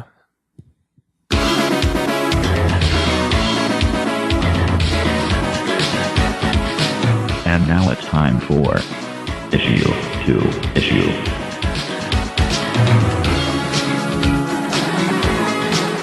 Okay, issue to issue. First up on the agenda, we've got FF number 12. We talked a bit about Fantastic Four 600. Well, of course, we should talk about FF number 12. Who wants to go first? Steve, you've been quiet for the last few minutes. You want to go first? Sure. FF number 12, I thought was a pretty solid read. I thought the artwork was horrible. I'm not a fan of this guy, Babillo, or whoever it is that is now the art chore. The guy who's got the artistic chore for the book. I don't think the book's going to last, though. I don't think the sporting cast can continue to carry this book without the full weight of the FF behind it. It's very cool to see, them interact with the FF, but how much I want to read a book about Dragon Man and Alex Power, as much as I like Power Pack and stuff, I don't think the book can last. Yeah, I'm gonna agree with you on that. However, I'm gonna disagree with you on the story. I thought the whole thing was pretty bad, especially when you compare it to the first 11 issues. The one big obvious thing that I don't know if it's so obvious to everybody is you just said it's kind of cool seeing. Basically said it's cool seeing the FF interacting with the FF, right? Or you can't, or that's what needs. You can't have two fucking FFs, right? Like, that's the biggest problem with this whole thing is you've got FF Future Foundation and you're going to have FF Fantastic Four because they've always been referred to as the FF. So that's stupid. It's dumb. I really feel like it's a secondary comic now compared to Fantastic Four. And the art, was not good. Not that there's anything wrong with webcomic style, but I thought it almost leaned more towards a webcomic. Mm-hmm. I don't know if you felt the same way. I think you're insulting webcomics. Oh, they made Dragon Man. They made Dragon Man look like some sort of gargoyle. Yeah, he looked. It was so shocking. The art was terrible. No, I thought the story's okay, but for the next issue, I'd rather just read the script and not have to look at the art because it's so offensive to me. Yeah, I just thought the story itself, really, like you said, it can't be carried with these guys, and it was just boring. I thought, I didn't find it interesting at all. So. Yeah, I mean, didn't they even say they previewed for the next issue the return of Power Pack? I mean, if you have to bring Power Pack back in the comic books to sell this book, it may not. It may be time to shut the book down. Yeah, I predict this being shut down. Let's say it's not going to get as high as 15. Yeah. Well, fucking Hercules got up to 10. Oh, that's true. So then we're going to talk about that in Herc a few. Had no business getting his own title back again, though. Let's be honest. That was the stupidest move next to the female Ghost Rider flaming boobs. Well, he was great in Incredible Hercules, though. Well, Herc 10 was actually on our list here. What did you guys think of Herc 10? It was so bad, dude. Fred Valente should not be writing fucking comic books. I agree. This was the last one, right? This was the last Herc, isn't it? Yes. Yeah. Well, thank God, because it was so bad. I don't know why they even bothered to put this one out. I guess they just wanted to bring it up to an even number, but yeah, man, it was not good. Not good at all. Although the art was decent, the book was just terrible. Don't you agree, Jason? The artwork was shit too, man. What? I'm sorry. This book was. I don't know if we read the same book, but it's. like people come out of nowhere and smack Zeus in the face kind of shit. Like, I don't even want to talk about this book. It should, like, you know what? They should, Jason, I don't understand why you don't have a job at Marvel. Well, yeah, that's true. He needs to be a god again, and they even asked him to be a god again, and he said no, because they took all the fun out of Hercules. Hercules is a fun guy, and he was really good when he did have his own book, like a couple years ago. But it's Hercules by himself. He doesn't have his supporting cast like he did in Incredible Hercules. And he's just not fun anymore. He's like the Greek god Batman, basically, because he has this like magic shit, so he's kind of Batman-ish. And now he's like a street-level character instead of being like a heavy hitter. And that's another thing I don't like, because Hercules is a heavy hitter. He's beaten up the Thing a couple of times, and he's gone toe-to-toe with the Juggernaut and the Hulk before. So now that he's just like a guy can come up and shoot him and he's dead, I don't like that very much for that character. Steve, you got anything to chime in here? On Herc 10? Yeah. Nope. Herc sucked. It had two things working against it. Van Lente wrote it, and it had Herc. Exactly what I said, man. Why does this guy still have a fucking job? I have no idea. This guy cannot, like, oh my god. Like, oh my god. You know what? We've talked about Cowboys and Aliens before. Has anybody read that book? It's so bad. It's the biggest pile of shit I've ever read. Well, here's my question. How many books out of the ones that Marvel's getting canceled are written by Van Lente? Well, Alpha Flight. Like two or three? There's two Alpha or three Flight, on the list. Yeah. Alpha Flight, Herc. I don't even know who's writing Ghost Rider. Ghost Rider. I'll say there's got to be like some dirty secret that he knows. Like, he's got to know something, dude, because like maybe I've never read really what he had in the past, but the shit he's putting out right now is so bad. Like, you know what it is? He probably had a good book. Marvel really liked him, asked him, could you write more books? He said, yeah, no problem. And now he's so fucking deluded, he doesn't know what to write. Like, he should be writing 1 or 2 good books. Yeah, that could be. So, Steve, what did you think about Daredevil 6? Well, I think that so far I've been reading the entire Daredevil title. I think that it is creeping up there as probably the second best title that's being published by Marvel right now. Fantastic. Of course, I love Mark Waid. Mark Waid is now the writer on this book. It's really good. My biggest thing I think that is hurting this book is the covers are not flashy enough. The covers are kind of a little bit dull, and I realize this is probably supposed to be the world that Daredevil lives in and stuff. They do a really good job of translating the whole sound effect thing of him using his radar sense and everything in sound effects, but it doesn't seem to be a good commanding point to sell the book. I don't know, but do not judge a book by its cover. Daredevil is a fantastic book, and this book was good. This book was really good. Yeah, the cover thing is something I thought of too. Like, it's, you know, we got shit comics out there that are coming out with, that they're faking covers so that we buy their shit comics. Yet a good comic can't, have a good cover. Like, come on, what's that about? I thought the cover looked cool. It looked like a wrestling matchup, an old wrestling matchup from a video. Yeah, I liked it. I liked the cover too. I thought it was better than expected. I like the water scene. That was pretty cool. And I like the villain who was in it. Like, he had the mentality of, like, I'm going to beat up all these superheroes, like, work my way up so I can fight the Hulk. I thought that was pretty cool. Unfortunately, he got beat up by Daredevil pretty bad. But I thought just the whole idea of that, like, thug character was pretty cool. I would have liked him to be a player and beat up a bunch of superheroes. Because he could, like, shift his mass and stuff, but, he got tricked by Daredevil. But I thought he was cool. Maybe I'm alone in that. I don't think you're alone. No, Mark Waid can make any character awesome, man. It's just, the dialogue is great.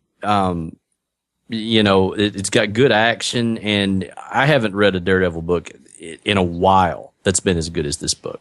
It's just been such a dark story. for so long, and it's been a little depressing. So it's nice to have this Daredevil back. Jason Dyer. Rapid fire. Review. What people have been waiting for. Incorruptible 24, I loved it. Kick-Ass number 2, number 5, or Kick-Ass 2 number 5 was good. Green Lantern New Guardians number 3 was great. Green Lantern Corps number 3 was solid. Justice League 3 was just sort of meh. Suicide Squad number 3 I liked. Mighty Thor number 8, there's some tricky trolls going on, but it was pretty good. Avenging Spider-Man number 1 was sort of blah, I thought. Demon Knights number 3 was good, but not as good as the last few issues. Invincible 85, the story in Invincible is getting really, really, really interesting. So, if people aren't caught up on Invincible, you should be, because it's some shit's going down. Annihilator's Earthfall number 3 was solid, but I'm so tired of the super team misunderstandings. I mean, couldn't you just ask a question before you punch someone in the face? Caligula number 5 is pure madness. The guy who writes this book is, I think, more twisted than I am, and that's a good compliment. Teenage Mutant Ninja Turtles number 4 I thought was pretty good. And Stitch number 1 was pure Garth Ennis greatness. And that's the end of my reviews. Anybody read any of those? I'll throw this out here, Jason. Did you happen to see the piece of magic in the back of Teenage Mutant Ninja Turtles number 4? That is me. What? I had a letter published in the letter column. Oh, I don't read letter columns. I'll have to go back and read that then. Yeah, go back and check it out. I missed issue 3, but I'm definitely going to try to. I have issue 4 at the store. I'm going to pick it up. Have you sign it next time we meet? Sounds really? Like it was you guys, Go ahead. You're not reading any of these indie books like Kick-Ass and Incorruptible and Invincible? Kick-Ass I haven't read. I bought it. Incorruptible I'm picking up as trades. So is Irredeemable I'm picking up as trades. I'm not picking up as singles. Those are stories that I like so much that I can't read a single issue, because if I read a single issue and I have to wait a month to get the other issue, it'll just drive me crazy. I suppose that's true, but once you get caught up on Invincible, oh my god, it's getting so interesting. Oh, Invincible! I can't wait for the trade, so I picked up all the single issues. So I picked up the last trade, and I picked up all the single issues to 85. I just haven't read it yet. Yeah, I should check those out. Because there's 2 stories going on right now. It's his dad and his brother on that like United Global Planet or whatever.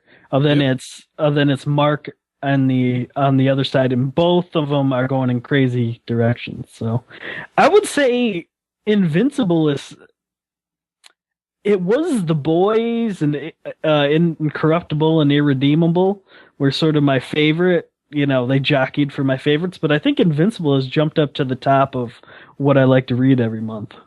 And because I like to read indies first every month, and I think Invincible is my number 1 right now. Invincible is a very it's a really good story, man. I'm enjoying a Kirkman book that I don't want to end at 100 like the other book. This one I hope Kirkman writes to forever, because he's, he might, some of his other books he might shortchange and stuff like that. He seems to put like everything into Invincible, so that's cool. For all the criticism I give him. All right, well, I'm gonna put that on my list. What number are they up to in Invincible? 85. 85. Okay, so what? Tell me right now, what point should I go back and read from? Dude, you should start from the start. It's really? It's amazing. Yeah, it's that good. Well, you have to read from the start, because the first trade will blow your mind. And is there anything I need to know going into number 1? No, because we don't want to ruin it for you. But you get ready for some twists. Okay, fine. I will make that my project for this weekend. Dude, it's easy. It's kind of like Superman, but 1,000 times better. Yeah. Okay. It's kind of. I will definitely put that on my weekend list to at least start that. Okay, just for you, Just Jason. read the first trade. Just if you don't like it, don't read anymore. But it's pretty awesome, so I'm sure you will. Yeah, after the first trade, you'll be hooked, man. It's like he said, it's Superman, and it's funny how the first trade will be. You'll be like, oh yeah, it is Superman, and then you'll be like, oh wait a minute, and then it goes kablah. There's a twist. Awesome. Well, I look forward to that. Well, let's head into tweet. Fanboy feedback. Looks like we're going to be on a bit of a longer podcast tonight. Let's start with a little plug that we've got. PLB Comics. There's an indie company that we've worked with a couple times. Let's just play it. Hi everyone. This is James Doofendock, editor, letterer, PR guy, and general grunt labor for PLB Comics. We have some exciting things on the horizon that I would like to share with you. We are continuing 2 series that are very popular for us. The Fall, Vengeance, and Justice is currently in production for its 3rd issue, as well as Gideon and Sebastian, Predators and Prey, which is in production for its 2nd issue. Both books will be available this spring, just in time for convention season. You can find out more about PLB Comics at our website at www.plbcomics.com and our Facebook page at facebook.com/plb.comics. So I mentioned convention season before, and that leads me to perhaps our biggest news of the year. We will be assisting in holding a convention on the campus of the University of Maryland Eastern Shore on April the 28th. Eastern Shore FanCon was just announced, but already has a bunch of indie publishers signed up to exhibit. Plus, we have special guest Greg LaRoe.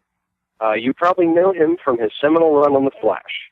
His portfolio is vast and includes tons of work on Marvel and DC titles, as well as lots of work with indie titles. I have to tell you, the facility is just amazing. We have a full movie theater for screenings, meeting rooms for panels, a big convention floor, a space just for video game tournaments, and more. We are steadily adding new guests, so stay tuned for that. And on that note, we are currently looking for exhibitors, artists, and guests.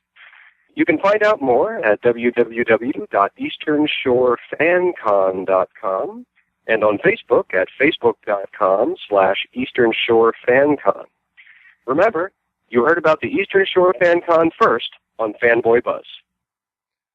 So always happy to put a plug in there for a new convention. We like conventions. Whoa. What? If a comic book company is leaving their voicemails to plug their stuff. There's solicitation. I didn't hear a mention of a job offer for me, so it kind of seems like the only reason why we should play one of those. It's an indie company, and we support indies. As long as they put our podcast in their issues, right? They're putting some solicitation of our podcast in their issues, right? I know they link back to us on their site, so. All right, but no solicitation in the books. All right. Well, anyways, I encouraged it, so you can take your beef up with me. Okay. You can tell Steven's pissed. No, you can take your beef up with me. I told him to call in because I want to support this stuff. So I'm glad for indies, but really, if a comic book company's calling, there should be a job offer. There should be a job offer.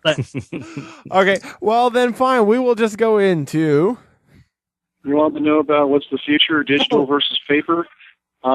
Personally, I know digital is going to happen whether we want it to or not because it's just getting more and more popular. And by God, the colors are so bright on the readers that you see. I fell victim to that. But to me, nothing beats the holding of the comic in your hand, reading it, turning it, page by page, and physically holding it and knowing that you own the damn thing. And you can go back to it anytime you want, and knowing that if for some reason it becomes valuable in the future, you have a physical copy to sell off. While you might still have a digital copy on there, but if something crashes on your computer, that's the hard copy, so to speak. Personally, I think it's going to be digital whether we like it or not, and it's just the way things are going. But it's going to be quite a while still. Probably going to be within the next 10 years before it completely dies out. But there's always going to be a niche for it. And as you can tell, it's Gamma set, so I'm going to go ahead and get off now. You can have Jason whine and moan that I'm calling again. All right. Bye, y'all. Bye. I'm not 100% sure, but I might have accidentally cut off the beginning of his voicemail. Listening to that back, there might have been a few seconds before that. I apologize, Gamera Sith. I don't have a problem with him.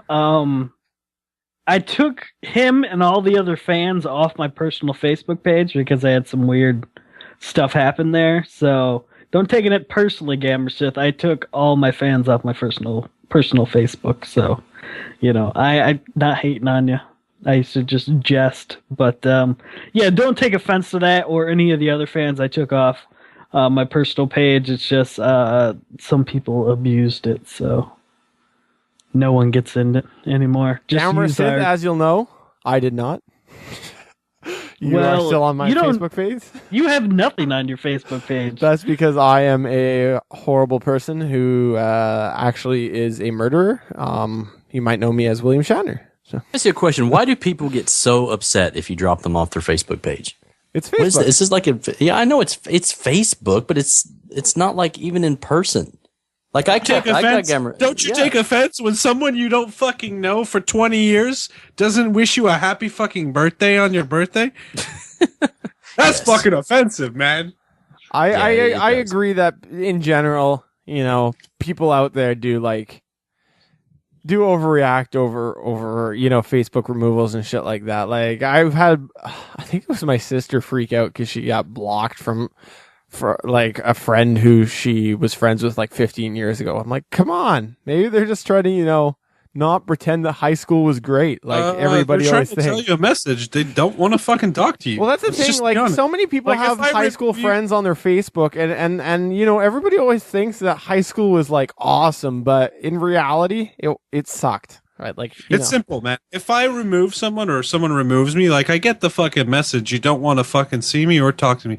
That's fine, man. Because let's be honest, I got 380 friends or some shit like that on Facebook.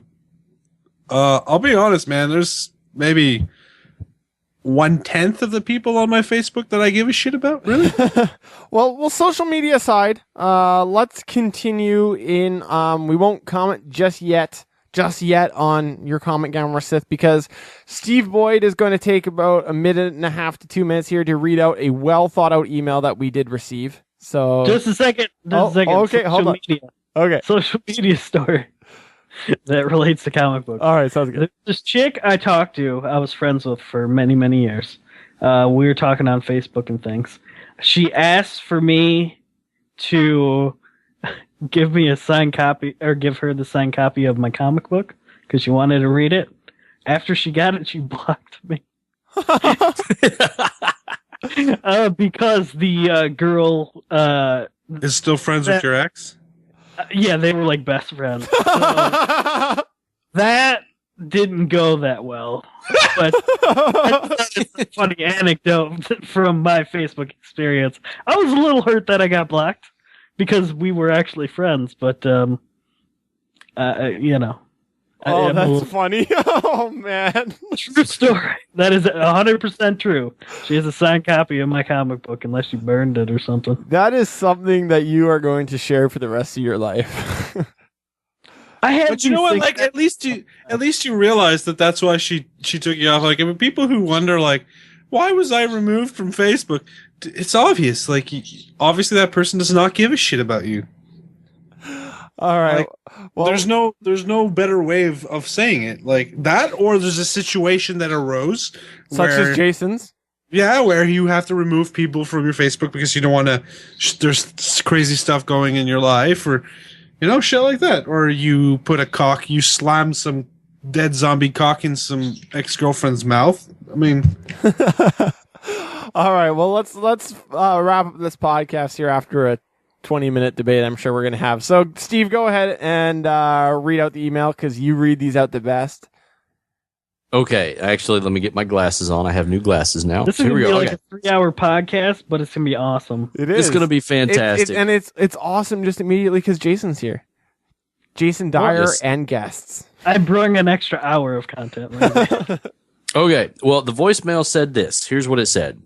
I was listening to another podcast. It wasn't a voicemail, or we just play it, but Okay, you're right. There Email, you go. Well, email. I thought it said voicemail right there, but I guess that was for the what's above. Okay, here we go. Actually, no, maybe I won't have you read that because I get the prediction that your microphone's about to break and we're going to have to finish this podcast through a cell phone. So, our email said the following. I was listening to another podcast concerning books and electronic publishing, and I think the problem was best seen as this. Without the publishers and store owners who filter the comics and sift through the tons of comic material, the market would be flooded with so much work that interest in them would just go down. Electronic publishing is a little like noise pollution right now. No regulation, no filters like comic stores or publishers. The work that people produce goes without recognition. You need to regulate to make a profit. Look at the hundreds of digital publishers that go unnoticed because there is no real centralized marketplace. You are right. Walmart and Costco are good examples of how industry is sprawling out of control by narrowing the marketplace in the course of creating the illusion that they are opening it. I offered several times for you all to look at some online comics like Girl Genius and the material from Dark Brain, but you did not. You stayed to the tightest part of the mainstream because it is the most popular. In the same fashion, comic interest will go, and you are the same way. You are missing out on great material because you don't really pursue the internet. You go directly to what interests you. No marketplace means no variety, means no new ideas, publishers, or comic books, which equates to the sprawling down of the industry. Gentlemen, to drive Mark Millar's idea about digital killing the industry as a whole right to your doorstep, your podcast doesn't have the backing of other podcasts. Regardless of how good your episodes may be, the combination of your casual listening audience not promoting its existence and you guys do not have the funds to support yourself or many improvements. Unlike some other podcasts, your podcast and perhaps your website may go extinct. What Mark is supporting is a venue where anybody, current fans and curious people could meet you, see or listen to your work, and get a chance to sample the podcast, giving you a chance to be noticed and perhaps make a profit. You can say digital sites do the same thing, but in no way and certainly not to as great or varied an audience that you find in the real world. If it is the case, then you would have more people coming over through iTunes. Still enjoy the show, but J.S. and Steven, you're arguing about the trees and missing the forest that is burning around you. So that was the email. And first off, whether I disagree or agree, I am just going to say that I do appreciate how much you thought this out. It's always good to get feedback, whether you're disagreeing with us or agreeing. So thank you in advance for that. Now, before I chime in, Jason wasn't here last podcast, so let's throw it over to Jason. I have issues on multi-fronts. He says we go to the narrowest bands of popular comic books. I review comic books from fucking Italy and Spain and from all over the place it's been translated. I go to some of the most obscure American publishers to review comic books. So this whole idea of me not reading online comics and other shit like that is completely preposterous, because I do review some of those books. I might not do a ton of them, but I do them. The second thing about, well, our website and our podcast could go extinct. Who gives a shit? Eventually, websites and podcasts will end unless they become a big corporation.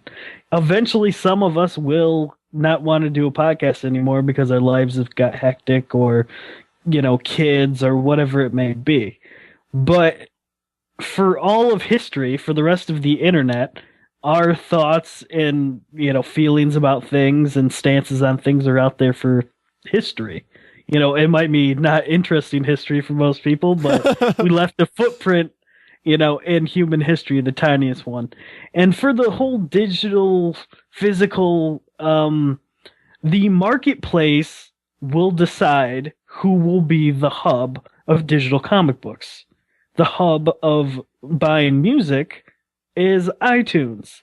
there will be a lot of Wild West manner thing, but you'll see slowly but surely there's going to be a company out there where everybody's going to start going to. So you're missing the point that, oh, okay, it's the Wild West out there, but the marketplace is going to decide the one place to go to get your shit, because it's happened with all online, aspects of things. People go to Netflix to watch movies, in time and stuff like that. So that's nothing to worry about. And physical books are always going to be around, because even at the extreme, they're going to be a specialty market. Books and comic books will never go away completely. And plus, trade paperback sales are so good, there's no way they're going to give up that kind of money to go all digital, So whether it's good or bad for the industry, we'll see. If kids grow up reading comic books on your computer, then the industry will be fine. The problem is kids aren't reading comic books, so that's that's the future of comic books, is if we can get younger people to read them.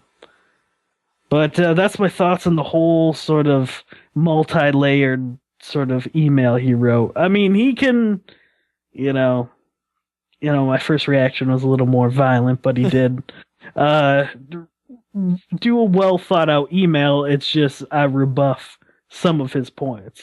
Anybody with me on any of those points? Yeah, the music industry, I just roll it out there again. Obviously music industry was in this exact same scenario, 10 years ago. And what started out as piracy with Napster ended up into a wonderful format with the majority of music stores gone and music thriving through things like iTunes. So, I've said that before. I'll say it again, and it's just something that if the creators and the publishers don't look at the music industry, they're gonna take what the music industry made successful and they're gonna fail, right? They're gonna ignore it, and if they dig their heels in worse than the music industry did, it's gonna be a problem. And just kind of on that note, just gonna plug another podcast here that I listen to. It's actually a techie sort of podcast. It's called Modern Geek. You can just search that up. It's actually over at Galactic Water Cooler, but their episode 18 that just came out actually on the 6th, it was funny. We got this email, then I listened to this episode yesterday, and they talk more about the video industry, but it's a lot of the same points that we've been making on here. So they've got some really good analogies in there. Even if you don't, like techie stuff, I encourage you to go listen to that podcast about the first 15 minutes. And they make some really, really good points. Like I said, relating it to the video industry, but it's the same thing we talk with comics.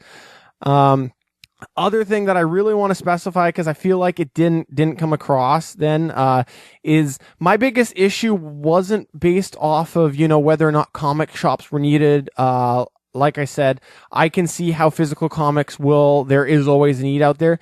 But my biggest issue was with the comment that was made about digital comics costing as much or more as physical comics, because like I said, anybody and their dog, like you said, with, they can put out crap, but they can put out the crap digitally. So, there's no way that the cost is the same, or we wouldn't have this big abundance of crap that's out there, like you pointed out. So, I still stand on that comment about digital being as expensive is bullshit, because you wouldn't have that crap otherwise. And the final thing I want to point out, don't bunch me in with JS and his little tree forest thing. That's not me. That was JS. JS, what do you got to say? Got to say that he used something very funny to make a point, and he's making a point with podcasts. Well, podcasts are the equivalent of a radio show, for example. But I couldn't run my own radio station. I don't have the money to run my own radio station, so I don't have my own money to, say, for example, run my own publishing house.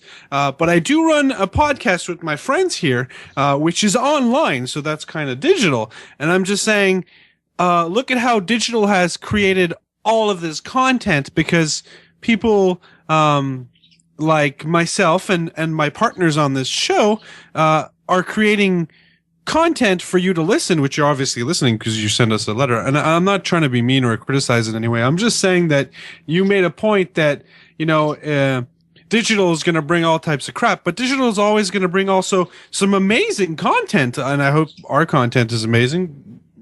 I guess it is because we're still here, but, I think digital is going to open a lot of doors, and it has. Look at all the free web comics out there that are amazing. Again, look at all the podcasts that are amazing. And look, I do agree there's a lot of shit, but the fact that it's digital, the fact that it's free. I like, again, digital comics right now are not free, but down the line, maybe they will become free because there'll be advertising or some other shit in there. Like digital has opened a lot of doors. Like Obama said, digital, like the internet has ruined the economy. I don't know if you've seen that video recently, but that was pretty funny. But what I'm trying to say is digital is going to change the world. It has for movies. It has for music. And I think it's time for comic books to go forward as well. It's going to, we've brought this up many times, and I think, we're going to bring it up again many a times, but digital opens a lot of doors because digital, doesn't cost a lot of money. There's a cost to it, but it doesn't cost a lot of money. And when things don't cost a lot of money, a lot of people can do it. And when a lot of people can do it, well, there's gems that pop up. Sure, there's crap. I'm sure, there's a lot of crap. Even our podcast is not, that high quality. But even there, we're trying to put it out. We're getting better. I'm just repeating myself here. But what I'm saying is the example that you used kind of destroys your point. Because our show is free and is on the internet. I have to say that I do agree with his point. I can see what he's saying, where he uses the analogy of, we don't have the backing as other podcasts, which is true, hopefully one day that won't be the case, but, that maybe there would be an avenue, where we could, show our podcast to people. Now, comic book shops, it's not going to happen. To try to get somebody hooked on a podcast, it's hard to do. However, I see the idea behind his analogy.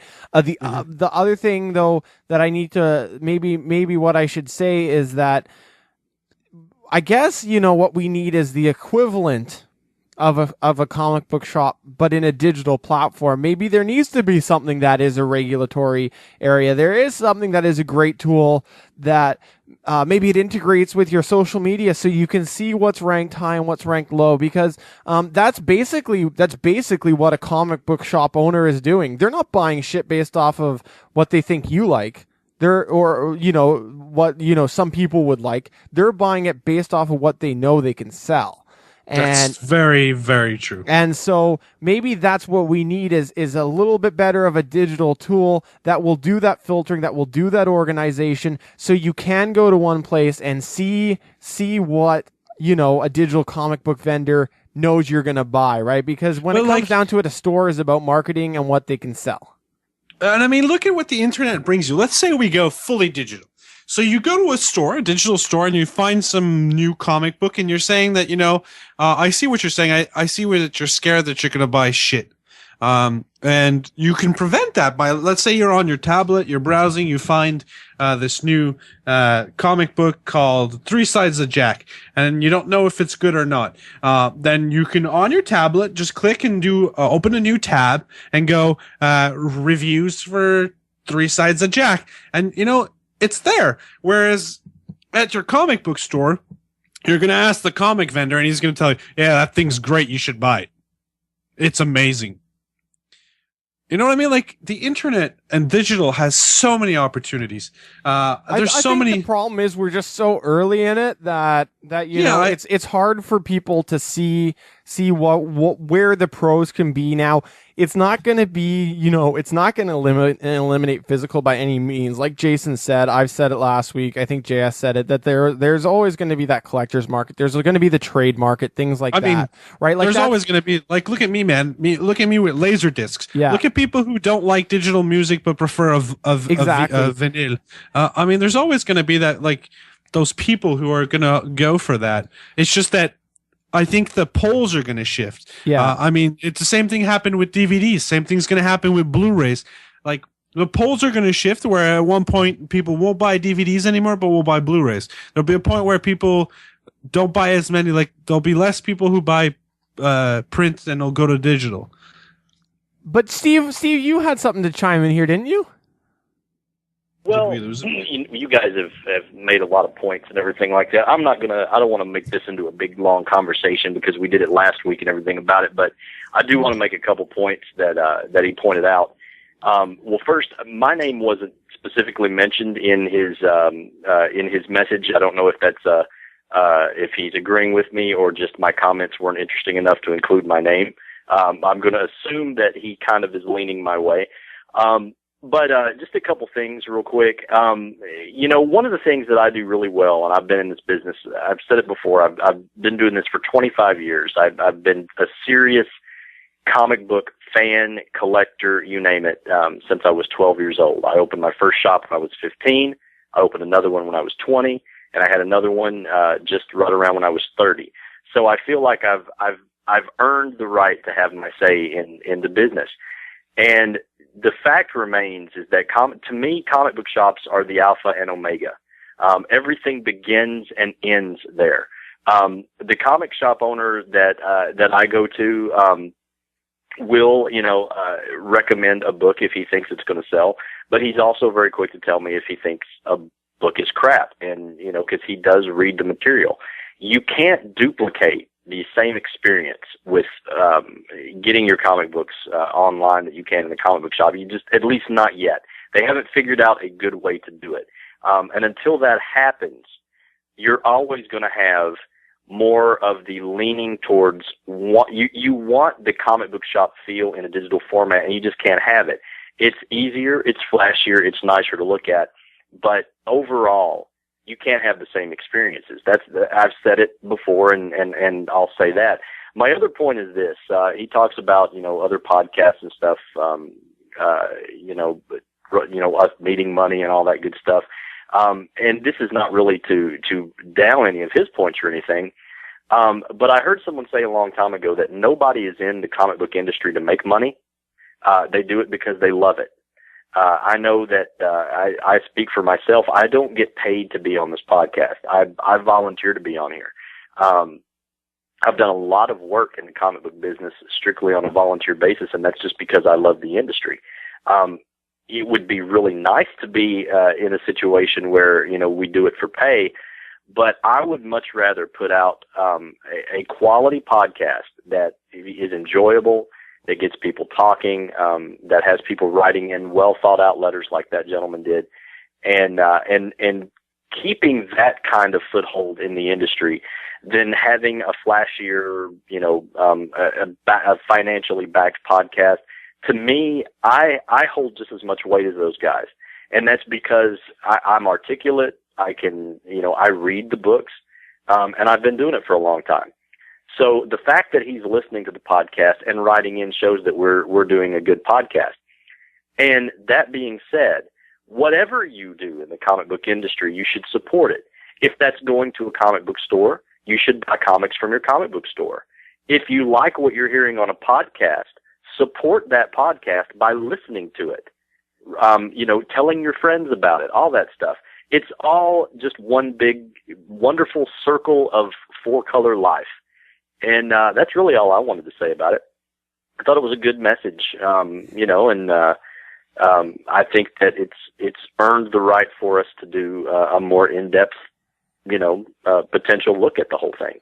For sure. Yeah, and especially for creators like myself, I self-published a book, and over 2 years it sold 800 copies, and you know what? I still lost money on the deal. That's what self-publishing is all about. That's why I go out of my way. That's why I take umbrage with this comment that we only stick to the mainstream.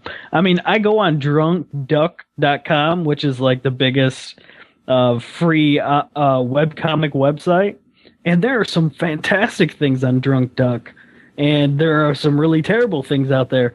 But it's a way for creators to get their work out there, and they don't have the money to print it themselves, and get picked up by a small publisher. And there's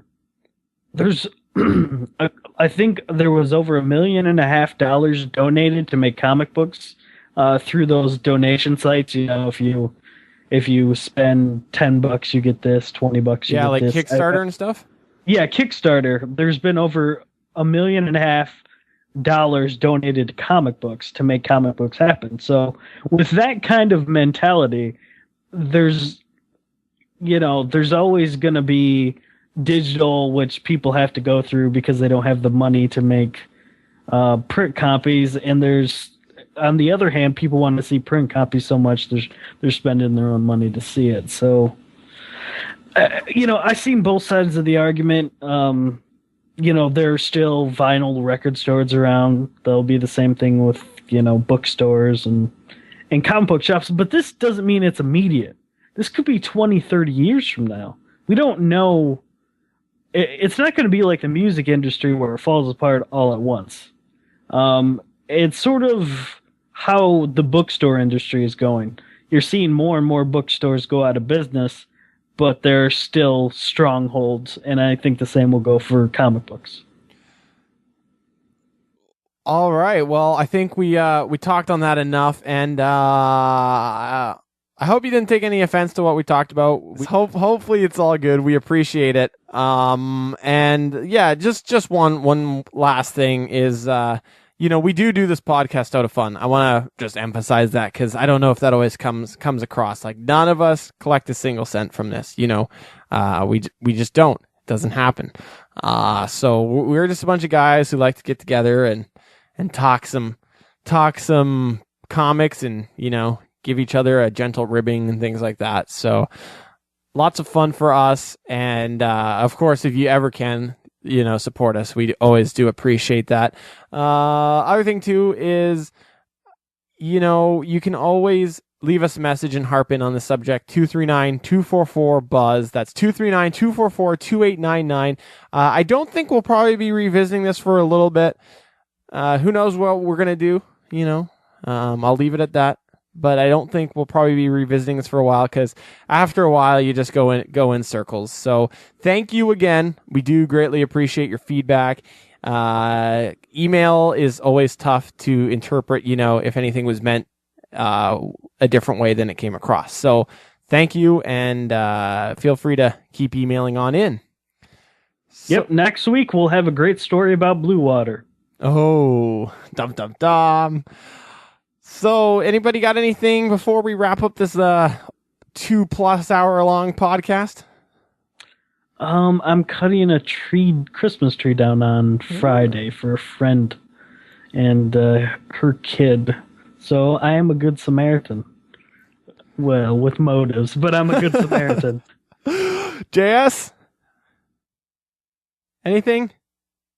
No, I have nothing. It's good times. Good times. I know it's getting past close to 11:30 there, your time, isn't it? Yeah, it's like yes, it is. Go back to bed.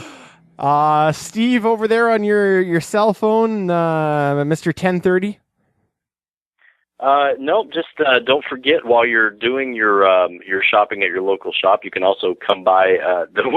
I sit here and talk about print media, being the biggest thing. You can also go check out my website, comiccollectorlive.com, where we have over about 145, 150 different brick and mortar and private collectors around the country who sell their comic books. We have about 1.6 million items for sale.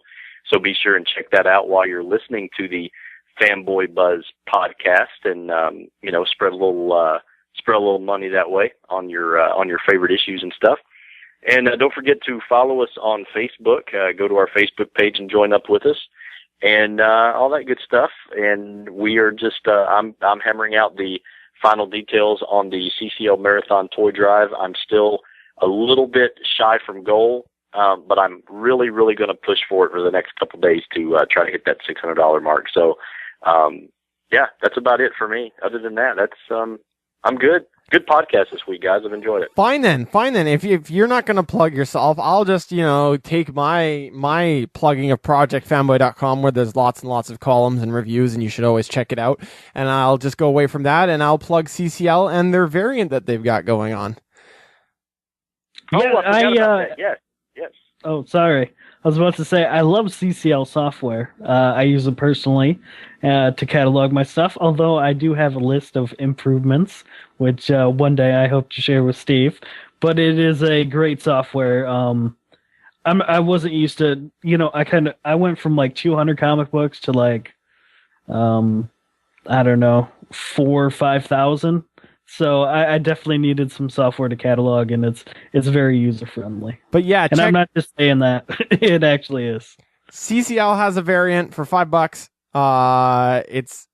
What is it? It's an Avengers variant, right, Steve? Yes, it's Avengers X Sanction #1. It's a special variant cover that has our CCL seal on it. It actually goes on sale December 14th. And from now until the end of the year, it's only $5 a copy. That price is going to go up by the end of the year. So if you want to support our website and get something cool for your comic book collection, be sure to stop by our website at 8 a.m. Central Time on the 14th and snag one of these copies. There's only 500 available, so $5. All right, well, signing off for the Fanboy Buzz, I'm Stephen John Drew. I'm JS. I'm Cobra Commander. Ooh. And Steve owes me a couple of comic books in the mail that he's been sitting on. All right, have a good night. You've been listening to the Fanboy Buzz. The Fanboy Buzz is funded by advertising and listeners like you. For information on how you can donate, please visit support.fanboybuzz.com. Got questions, comments, or suggestions for our next episode of the Fanboy Buzz? Email them to podcast@fanboybuzz.com or give us a call at 239-244-BUZZ. That's 239-244-2899. Follow us on the Twitter sphere at twitter.fanboybuzz.com or become a Facebook fan at facebook.fanboybuzz.com. The Fanboy Buzz is produced and edited by Stephen John Drew of ProjectFanboy.com.